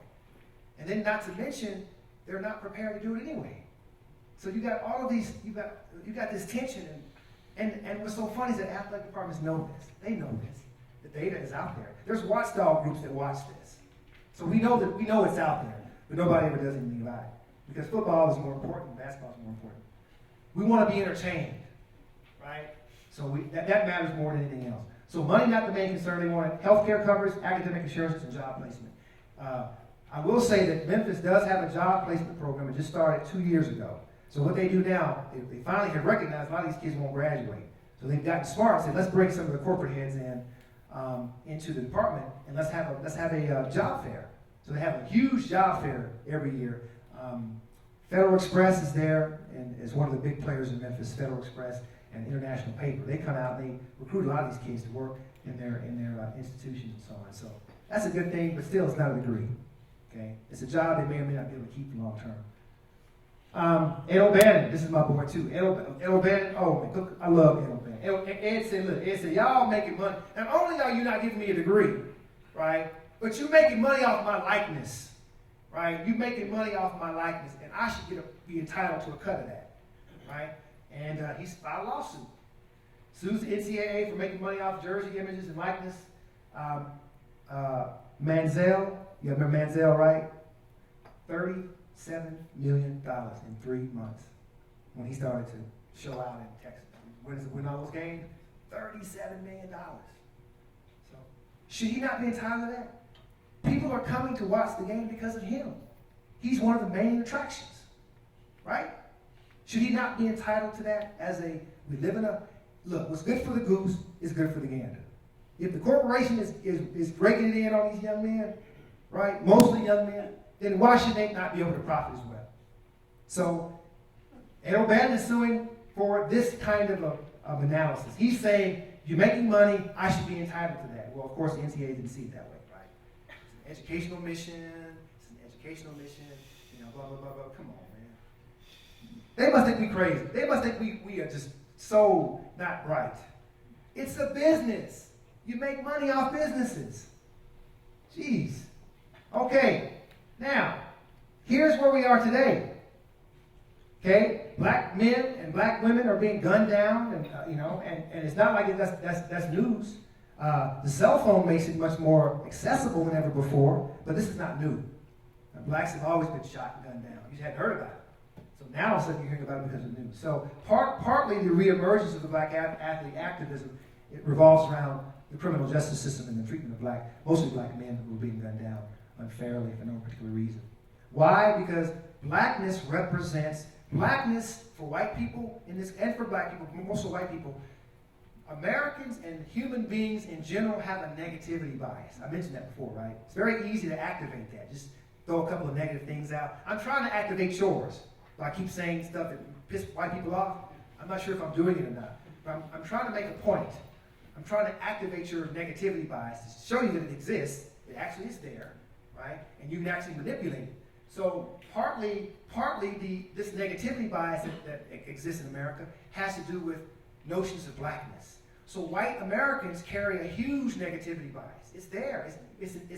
You've been taught that, whether you believe it or not. And it doesn't have to be a formal lesson from your mom and your dad or whomever, right? You filter, you hear it. It's all over the place. You even probably have backdoor conversations about race and about your feelings about race, right? So these things remain a part of the experience of what it means to be an American. So we're talking about blackness as a primer for white negativity. Think about that for a moment. If race has always been an issue in this country, then blackness then would be a primer for that, right? So partly some of the more outlandish demonization of black Americans that exists in this country revolves around, I think, this negativity bias that whites have for blacks. And of course, it's there, but it's never really been, it hasn't been examined. It hasn't been, you haven't had a chance to talk about it much, right? How many of you have talked about race? Serious conversation about race, raise your hand. I might have more in this class. This is a biased group, right? Because you're hearing this is a talk about race and sport. It's a biased group. But those that need to be here aren't here, right? They're somewhere else. Their asses need to be in here and they're not here. So make this count. When I was here, I pushed Brad Cook on having a diversity requirement here at this school. And I was shot down big time. I don't know if you have that now. If you've had a diversity requirement now, that says yes? Yes. Fantastic. Because it wasn't there before. We tried to push that through. Brian, we tried to push that through before, and it didn't work. So I'm glad to see that Utah Valley, the citizens of Utah County weren't having it. The university was prepared to move forward, but the citizens of Utah County, mostly white, mostly conservative, mostly Republican, weren't having it, right? So it's now called the Global Intercultural Graduation Requirement. So it was watered down in some respects. Yeah. Thanks, Brian. So even that is sanitized, because we don't want to say race. At least we activate the negativity bias that people have, right? So we don't want to say race. So I would argue this, that the uptick in police shootings facilitates what we call black misandry, or this pathological aversion to black men and boys, right, that exists in this country. That there's something about black men and boys in this country that scares the crap out of people. It's because you've heard for 400 years how dangerous we are, right? I'm just such a danger. My goodness, I'm just horribly dangerous, right? I'm a danger. But this danger is what's driving and facilitating these outlandish political ideas and political notions that exist today. I would argue this, that the racism's effect on white Americans, right? There's an effect on, y'all don't get to escape from this too, white folks, right? You also get knocked around for this, for living in a racist society. Partly it's called alexithymia. True word. Truly look up the DSM-4 or -5. There's a word there called alexithymia, lack of empathy. White Americans, I'm gonna paint a hell of a broad brush, have a lack of empathy for people of color, and anything that's different, that falls outside of how whites have been conditioned to see the world as it is. This is there. Lack of empathy. Totally no empathy. More empathy for white people, definitely. And this has been studied, right? There's been large population data studies looking at empathy, white empathy. And there's virtually hardly any for black folks. Even if you're, even if the black person is innocent, there's still hardly. You have to do something, simply because of blackness, because the association with black and chicanery is so powerful in this country, and we have not addressed it. We have not addressed it. We refuse to talk about it in public schools. We refuse to have students read materials that would enlighten their minds. We dog them out in institutions like this, right? When you have someone like me on a campus like this, I always got to be on guard, right? Because students complain, complain. Go for it. That's what democracy is for. I shouldn't lose my job over it. You feel me? Anyway, so how we do things in this country is completely bass backwards. So today, athletes stand up for justice. You've got some of the more modern ones we see. I'm almost done. I can't breathe. LeBron sporting his I can't breathe. Pissed off a ton of his fans with I can't breathe shirt. But he's LeBron, so nobody kind of go give him a pass. Yeah, we like LeBron, but give him a pass. He's really deranged. Justice for Tamir Rice. I mean, you've seen, and in most cool, this is really cool right here. You've got the Notre Dame women's basketball team wearing I can't breathe shirts. I love those young ladies. I'm telling you, I would want to give my all a high five. Speak truth to power. Resist. Disrupt what we have been taught as what is normal, what we think is normal. Kyle Lowry's reaction to Trump, I love it. Now, this didn't happen before, right? This wouldn't have happened. So you have a lead commissioner, Adam Silverstein, Adam Silverstein's his name, who is much more open about these things. So he's kind of rolled out the green light for athletes to say what they want to say. And so my man says this about Donald Trump. I had so much hope for Utah during the election. Y'all so let me down so miserably.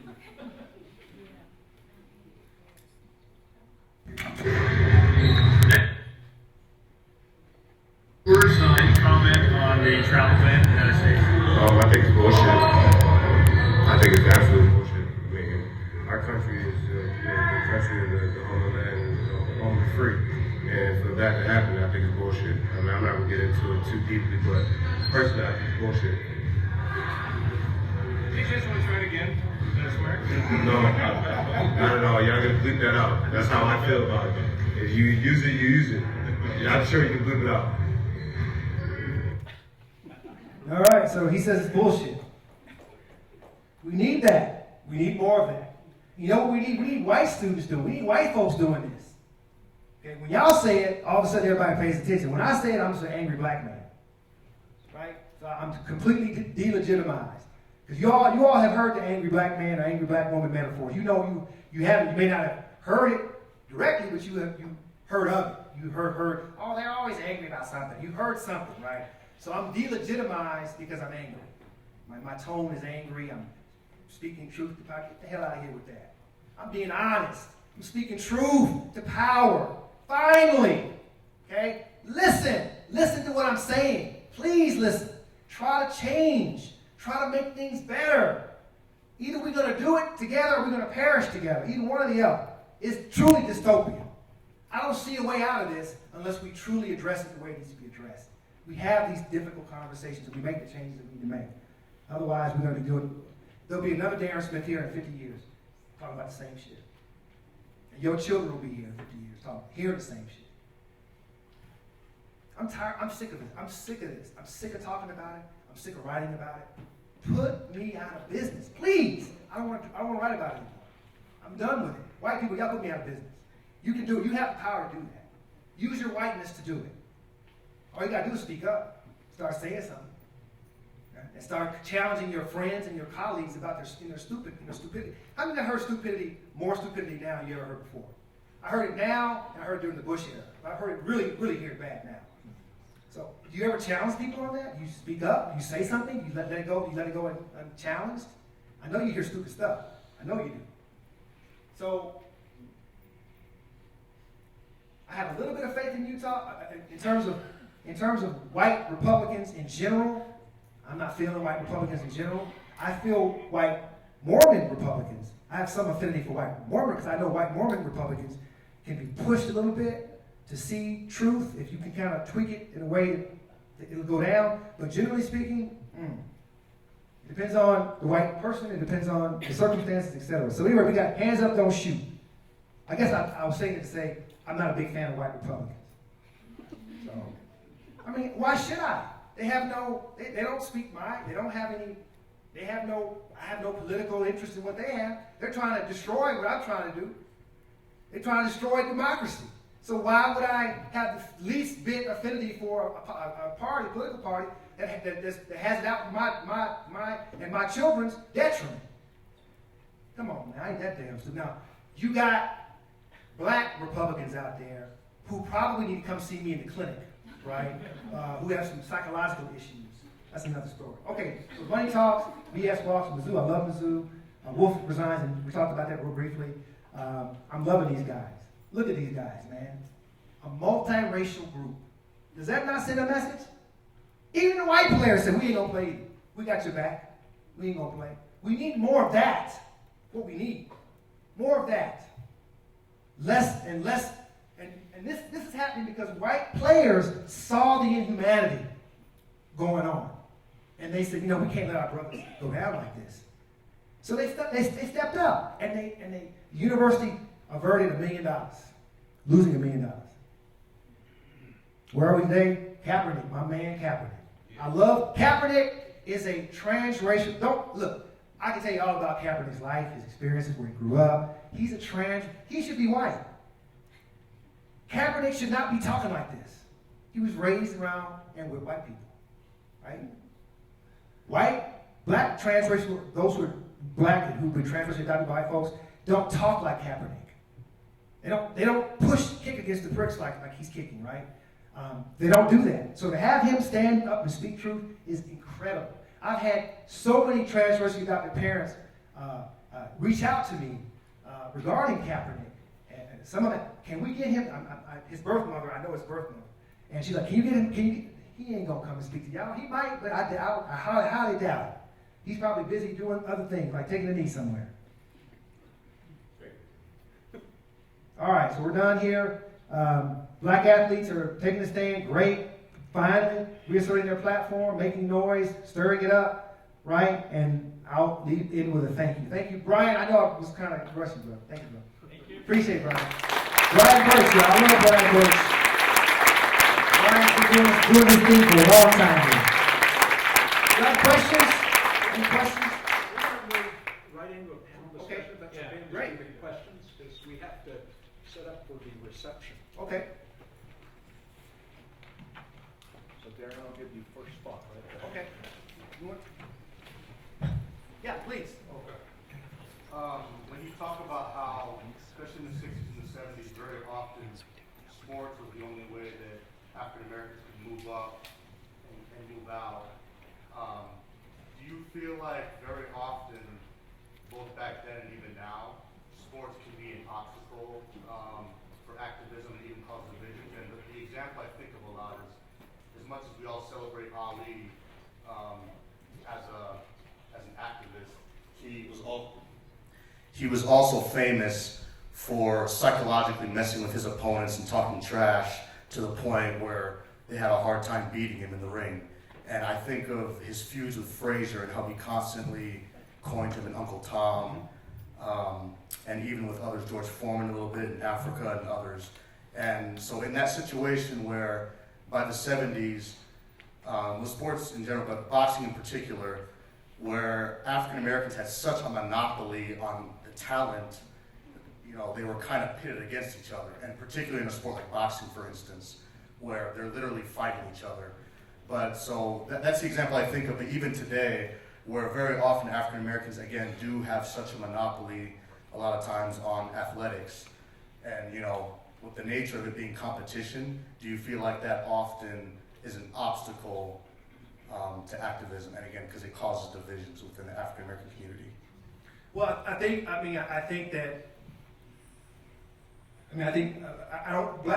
blacks don't exist in a social vacuum. I think we grow up hearing the same messages about each other that whites sort of put out there. So yes, black people do discriminate. Black people are prejudiced against one another. They do enact and practice prejudice on, obviously the example you gave, and Ali was, notorious for that.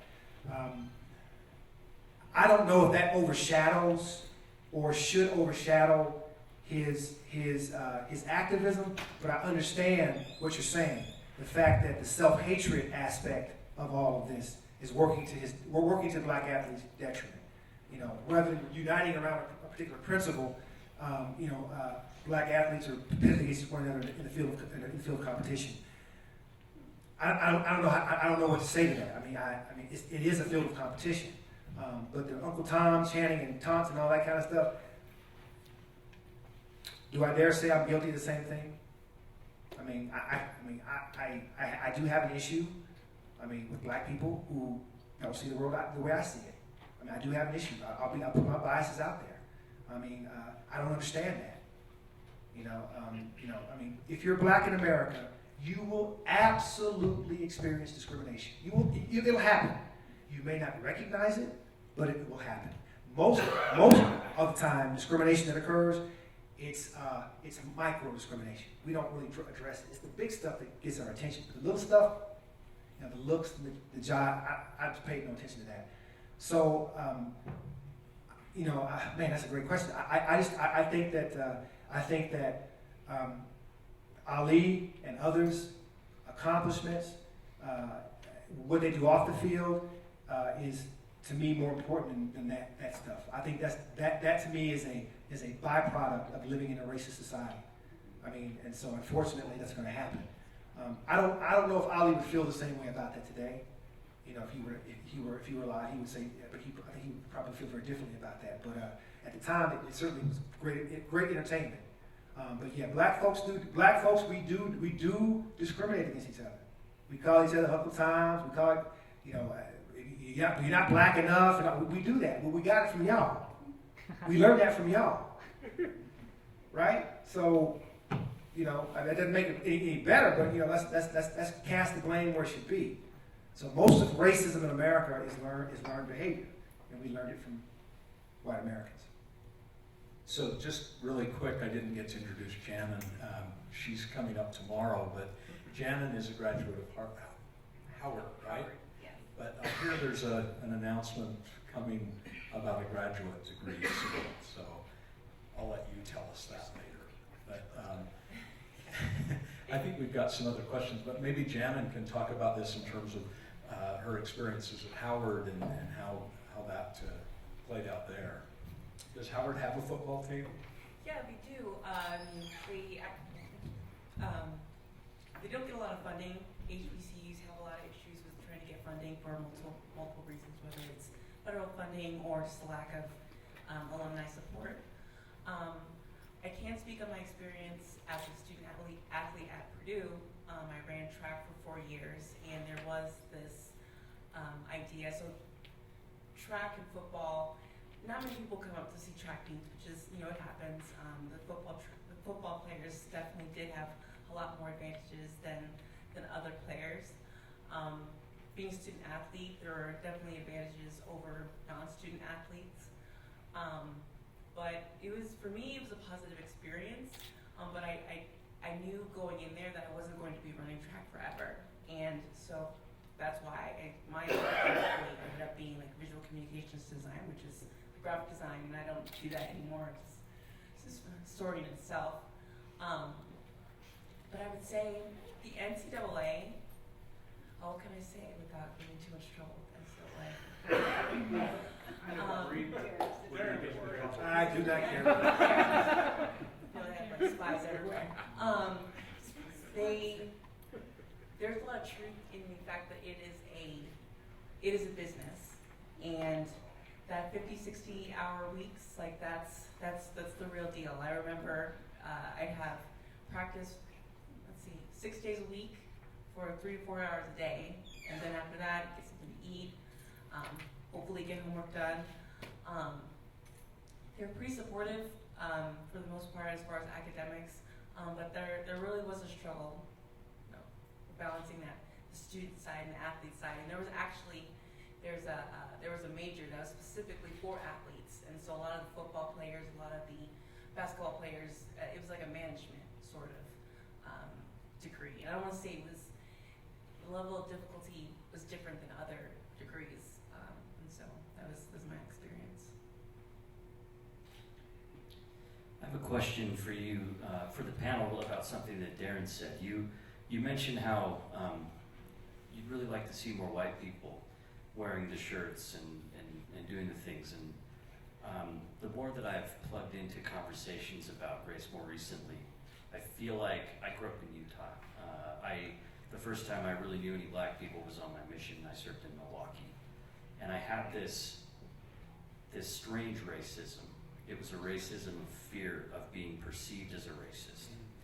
And so I would almost have this anxiety of going out of my way to not appear racist. And I recognized a little bit about the LDS Church history, and I knew, so I carried that with me. Well, now it's been more than 10 years now that I've plugged in and been reading literature and trying to get plugged into the conversations, and I'd like to sort of use my voice, but at the same time, I don't know that it's fully my place, or there's a conversation that goes on about a white person's place in that conversation, inserting myself into that conversation. And so I'd like to hear from the panel, all three of you, about this particular issue of, as a white person, how to enter that conversation, and maybe some of the fault lines that are there that I'm not aware of, and sort of just some information about that. Because I've also heard some people say, you need to sit down and listen.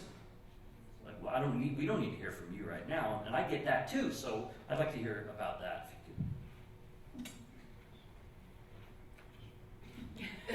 Well, I would love it if you wore "I Can't Breathe" shirt.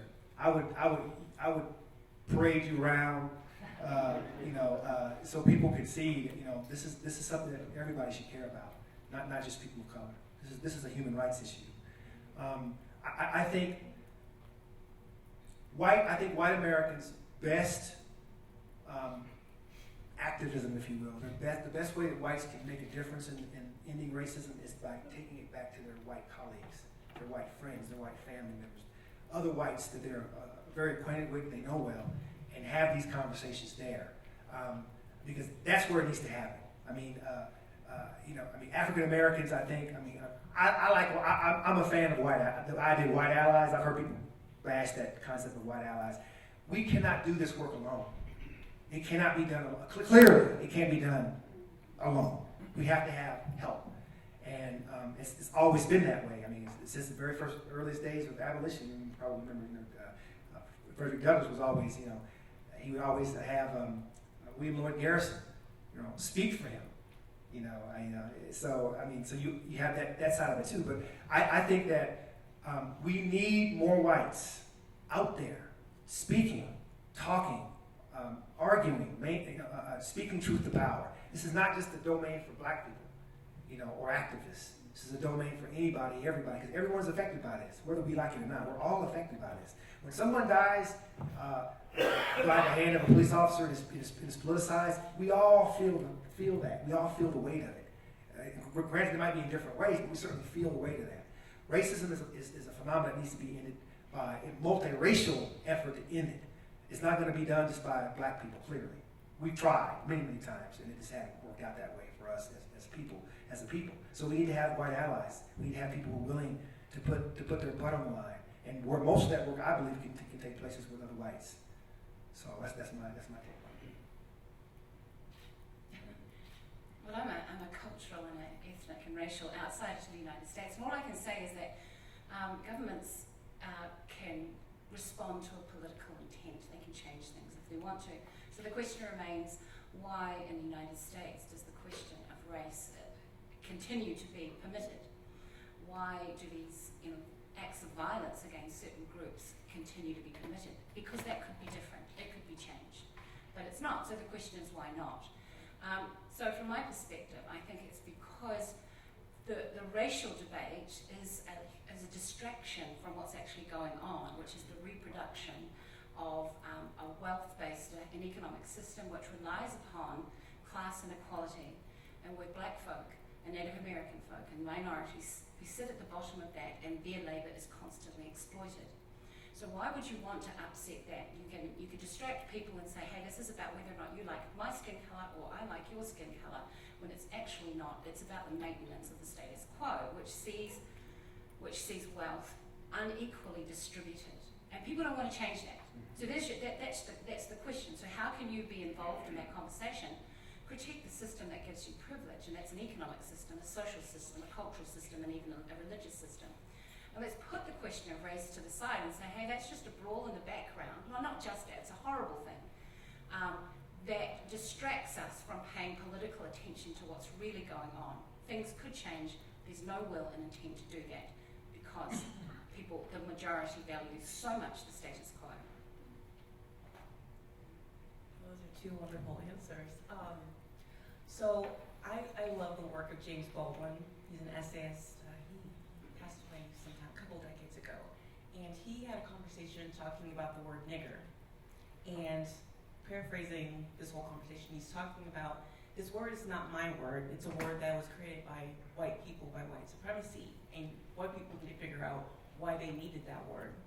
And so I think if you're going to talk about white allies, I personally don't use white allies or the idea of allyship just be a good person and recognize other people as human beings.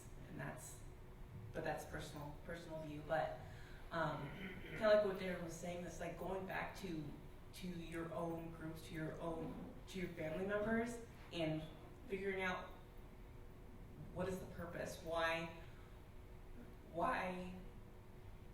is this word necessary? When I talk about the curse of Cain and talk about the priesthood and temple restrictions, like why was that necessary?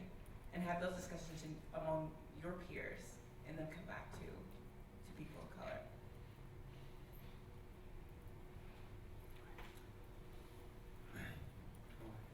Hi, I live in a biracial family, and when my Ethiopian children I was really struck by your by the study that was done choosing the skin colors.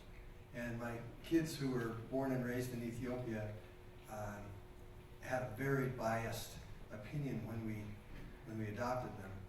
Black was very bad, and the lighter skin was very good. And in subsequent conversations, even with Ethiopian men, it was really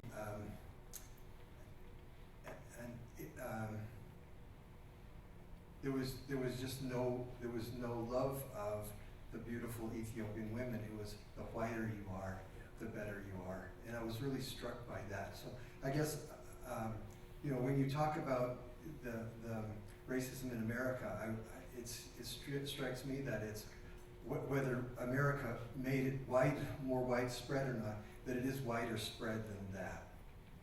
You know, it was funny. Thank you for your comments. I was going to say, if there's hope for change in America, I've often said this, it's white adoptive parents. I think who have, not all, but at least the ones I've met have, and in fact I work with a lot of white adoptive parents, but they seem to understand this because they live it vicariously through their children. They can see it. They can see the hurt and the pain in the children's face. In fact, I got a phone call just before I came down here. A family in Salt Lake, the son was called the N-word at the school, and they were asking me, what do we do about this? How do we? This is a transracial adopted family. What do we do about this? And so, I often provide, work for help in areas like that. But man, this is on y'all's watch, white people. You got to claim this. This is y'all's thing. You got to claim this. You started it. Draw a line and say, you started it, not the thing. Truly, this is a white people, European issue. Wherever Europeans went, they left behind that legacy, that skin color legacy. Wherever they went and colonized and took over, they left behind that. And so people, the citizens, the indigenous communities are left to deal with the aftermath of these notions of skin color and this and that. But Gina was right on. And I didn't say this earlier, but at the crux of all this is inequality. I would totally agree with that. Social inequality, income inequality, racial inequality. As long as we permit it in our midst, it will continue to happen. As long as we continue to allow this to go on, it's going to eventually be to our undoing if we don't change the system. It's not working. It cannot work for 1% of Americans, and 99% don't have anything. It can't work that way. It cannot work that way. And that's the way it's been working. We've used race, we've used gender, we've used sexuality, we've used everything as scapegoats to get at the real issue, which Gina is exactly right, is income inequality, wealth inequality, income inequality. Keep people poor, keep those exploited. Every now and then throw a couple of things in about race, shake it up a little bit, but at the end of the day, it's business as usual. Until we change that, that's going to be our big, as a society, that will be our biggest issue, that will be our downfall, will be income inequality, wealth inequality in the world. As we see these global oligarchs just completely pillaging, exploiting the earth, people. Until it's about human rights and not about material or property rights, we're going to still be talking about this. And when it starts to affect white people to an nth degree, and it is affecting white people, working class whites are dropping off like flies. Working class white men are dying in droves, and working class white women are on drugs and dying. Right? So it is affecting white people.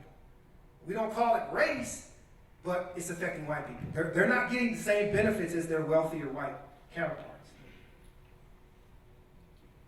Can I just address this question? I'm thinking about your children and the way that national politics plays across their bodies. And I think there's sort of a one-for-one sort of value there. They don't value their bodies because their bodies aren't given economic value. And that's the reality. If you want to change the way that they feel about their bodies, we need to change a system that sees equal value, economic value for everybody. Do I have the floor now? This is beautiful. The honesty that's in this room needs to be underscored, because the oppression that has come down here in the last, 4 years since these unarmed black men have been assassinated, whatever you want to use the term, whatever. But myself, I have been marginalized as a black man in this nation, I mean, we're 17 years into this new century, and I mean, you just got to scrutinize exactly what's going down here. I mean, there's spears and all kind of stuff being thrown at us black men and giving us a real bad psychological situation on ourselves individually, I just want to put out, to break the ice, I am a BYU fan, thank you very much, okay? Been there since 1997, whatever. But then you had O.J. Simpson up there, okay? O.J. Simpson was on the TV here this last weekend, okay, where they got an Oscar for the biography of O.J. Made in America. So what you do, you get a microcosm of what we're going through here now, and we as black men, I don't want to, parallel myself with O.J., but me, myself, as a black man, I have been struck in ways that you just can't really say how you've been totally eviscerated because of what happened to me, so to speak. But it's just not only me. We've been looking at this now for 17 years, in the new century, and it's just mind-boggling. I mean, we just left the 20th century. What did we learn? What did we learn? I mean, I don't think anything. Because they're saying now this 17 years now is the misery for the whole century, and we got 83 years left to the end of it. Okay. So I don't want to go on and on, but I love you, brother. Your honesty, it eviscerates me. I listen to you on the radio. I got you on my phone. And, the subject matter that you present and how you present it, your scatological attitude, how it comes in and goes out, So you've been affected maybe some way. I don't know, brother, doctor, professor. The fact of the matter is, I'm feeling your spirit here. And I hope we all are feeling it in this way, because we need this kind of conversation, and we need this lashing, or however you want to take it, that, we were saying something about the white folks, so to speak. I've been married to a white woman, I got a biracial child. He doesn't even want to know, he does not, at this point in time right now, I don't know where he lived, okay? It's gotten so bad here. I raised my baby, all right? He's 32 years old now. I don't know where he lived at, okay? And that's because we have been encroached with this racism. I guess, I'm trying to get him over my house now, he's been over there, but we can never get this corner in conversation. We just can't, But This is a start. You know, you in Memphis now, is that correct? I've been to Memphis, thank you. But, you know, how are we trying to patch it up? You know, what can we do from here on in? I mean, we you know, you go back to 1854, that's when the Republicans, correct? Right? That's when the Republicans came out, when they organized with the abolitionists, okay? And what did they do? They initially started the Civil War. They didn't start per se, I mean not them, the Republicans, but they got the job done. In 7 years time, we had a brand new a nation, whatever, from the Gettysburg Address of 63. Was it 63? Yeah, so they got started in 1864, this is 1863 Emancipation Proclamation. So, we got the Civil War in 1861 through 65. And the beginning of our nastiness came from when we became citizens of America on December the 18th, 1865. Ku Klux Klan came around and just said, hey, stop y'all partying, okay? So here we are here in 2017 now, and we're still feeling that same effect, you know? I don't know, should we just pack our bags and leave? You know, I mean, you know how long we've been fighting, you know, and my son is affected, you know, my family members are affected per se, you know, but hey, I think I'm gonna stay, and I'm gonna keep fighting. I'm an old guy now, yeah. Anyway, that's my part about it. Thanks very much for letting me speak. Thank you. All right, so a little background to my question. I'm half Japanese, and when I look in the mirror, I see a white person looking back at me. However, there's not been a month in my life that I can remember that someone hasn't approached me and asked, so what are you? Right? And so there's been a constant reminder to me that despite what I see in the mirror, I am not white, that I'm not viewed as white by other white people. And then, whenever I've gone to any panel or discussion dealing multi-ethnic, multi-race, whatever, there's never been Asian representation in those panels. And then on the socioeconomic range, Asians generally do fine, right?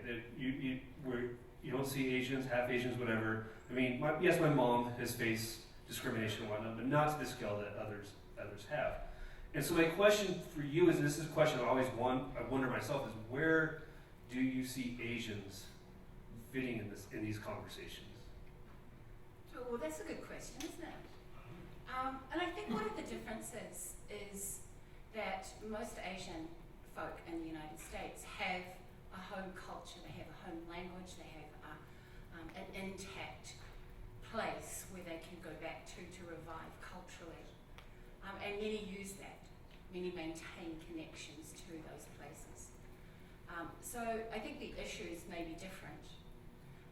And it would be great to hear more from it, particularly the question around honorary white status and cultural mimicry. I think that's a really powerful conversation that Asians folk can bring to the table. But in terms of the difference between the different groups, I mean, Native Americans are dealing with questions of sovereignty. Black Americans are dealing with questions of blatant racism, the exploitation of violence to the body of person. So yeah, I think, you know, I agree, like a conversation that includes all of these iterations is certainly needed, but it is a different conversation, I think anyway. I think Asians have been branded the model minority, so making them less likely to experience because of some of the reasons that you bring up. And that doesn't mean that Asians don't experience the same kinds of things that you mentioned before.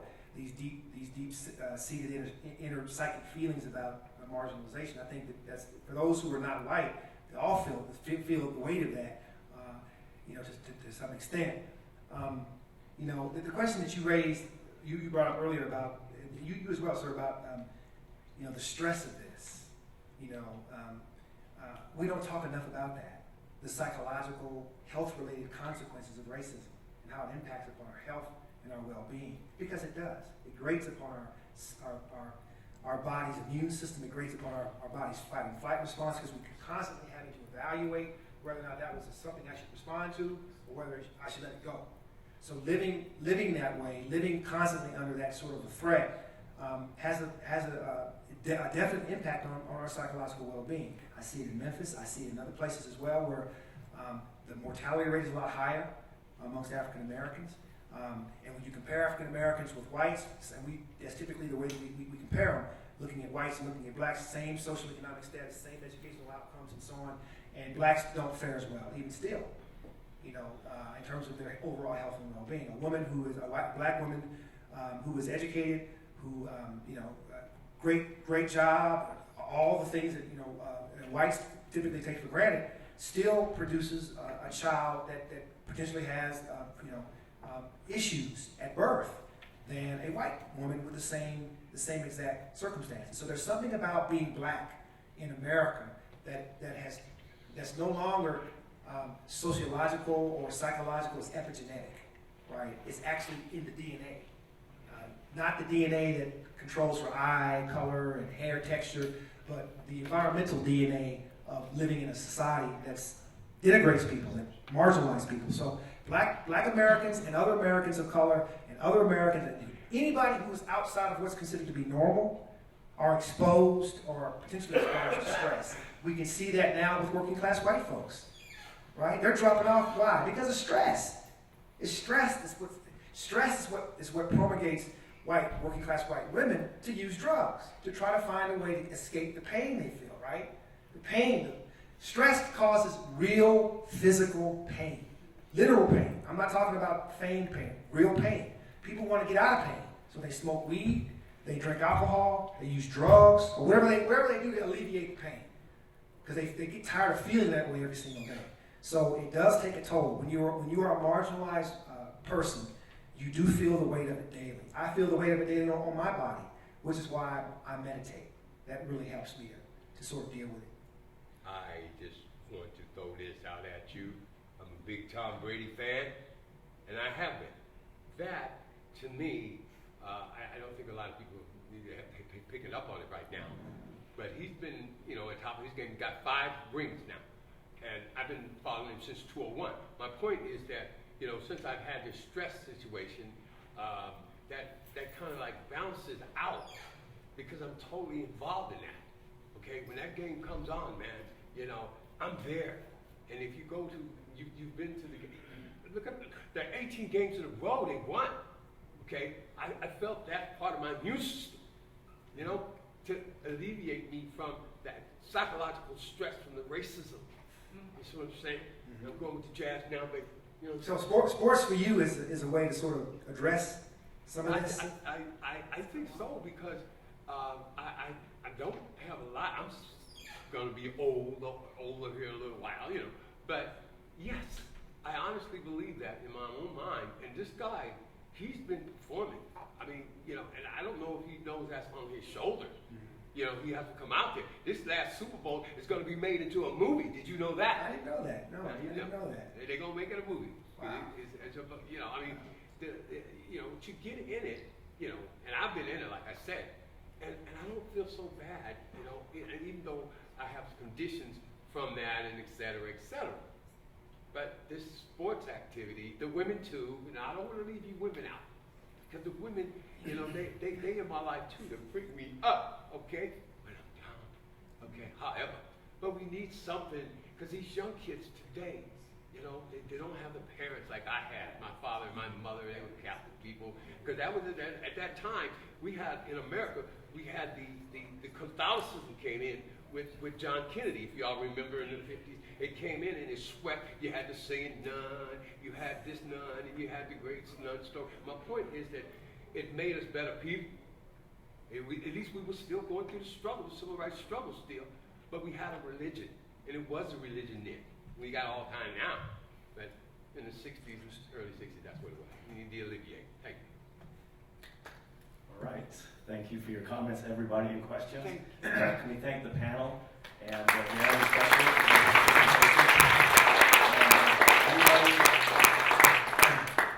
Anybody who can say shit in the lecture is a friend of mine. I just want you to know. Yeah, logical, baby. All right. Thank you very much. And then we're going to We're convening for the social at what time tonight? 6:30. 6:30, and Yeah, the room so is 6:30 is right here. right here. And so those everybody's people who welcome. want to come back. We have 2 choirs performing. It should be magnificent. Should be fantastic. Thank you again.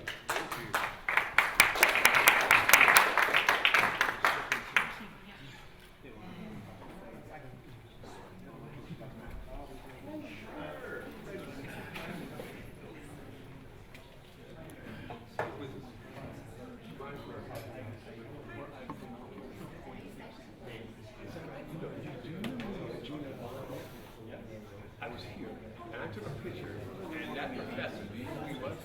That was the professor here that waited, he talked, and he took off.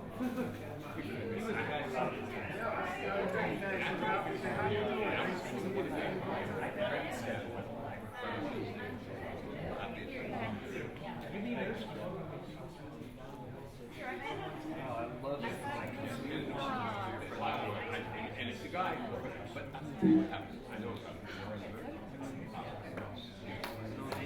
But I think probably he is doing, we actually separated.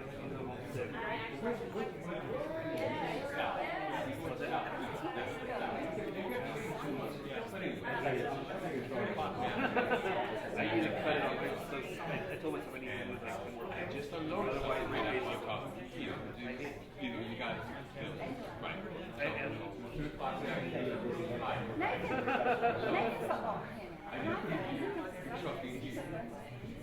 Well, I like it when it's like down to here, but now it's like that. It's a pain to watch, and I get out of the shower, there's air.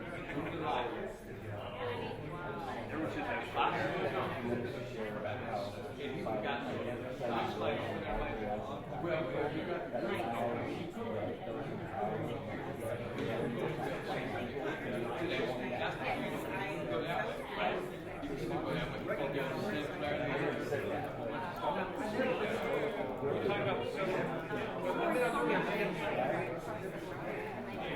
But I would say to come back today, that man right there.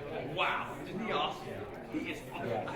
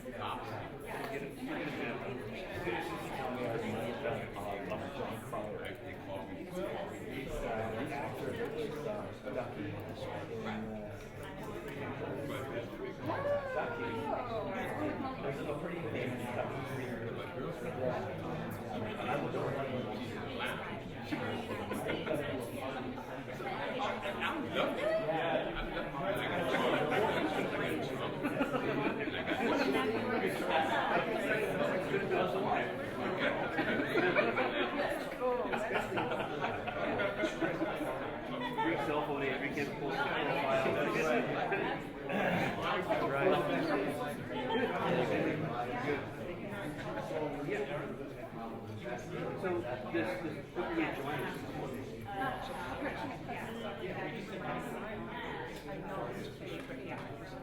Is it a anthology? Now, do you give more thought to while we were talking about this?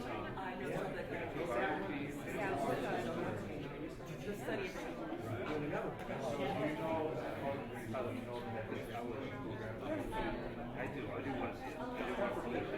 I mean, after I see it. You might. We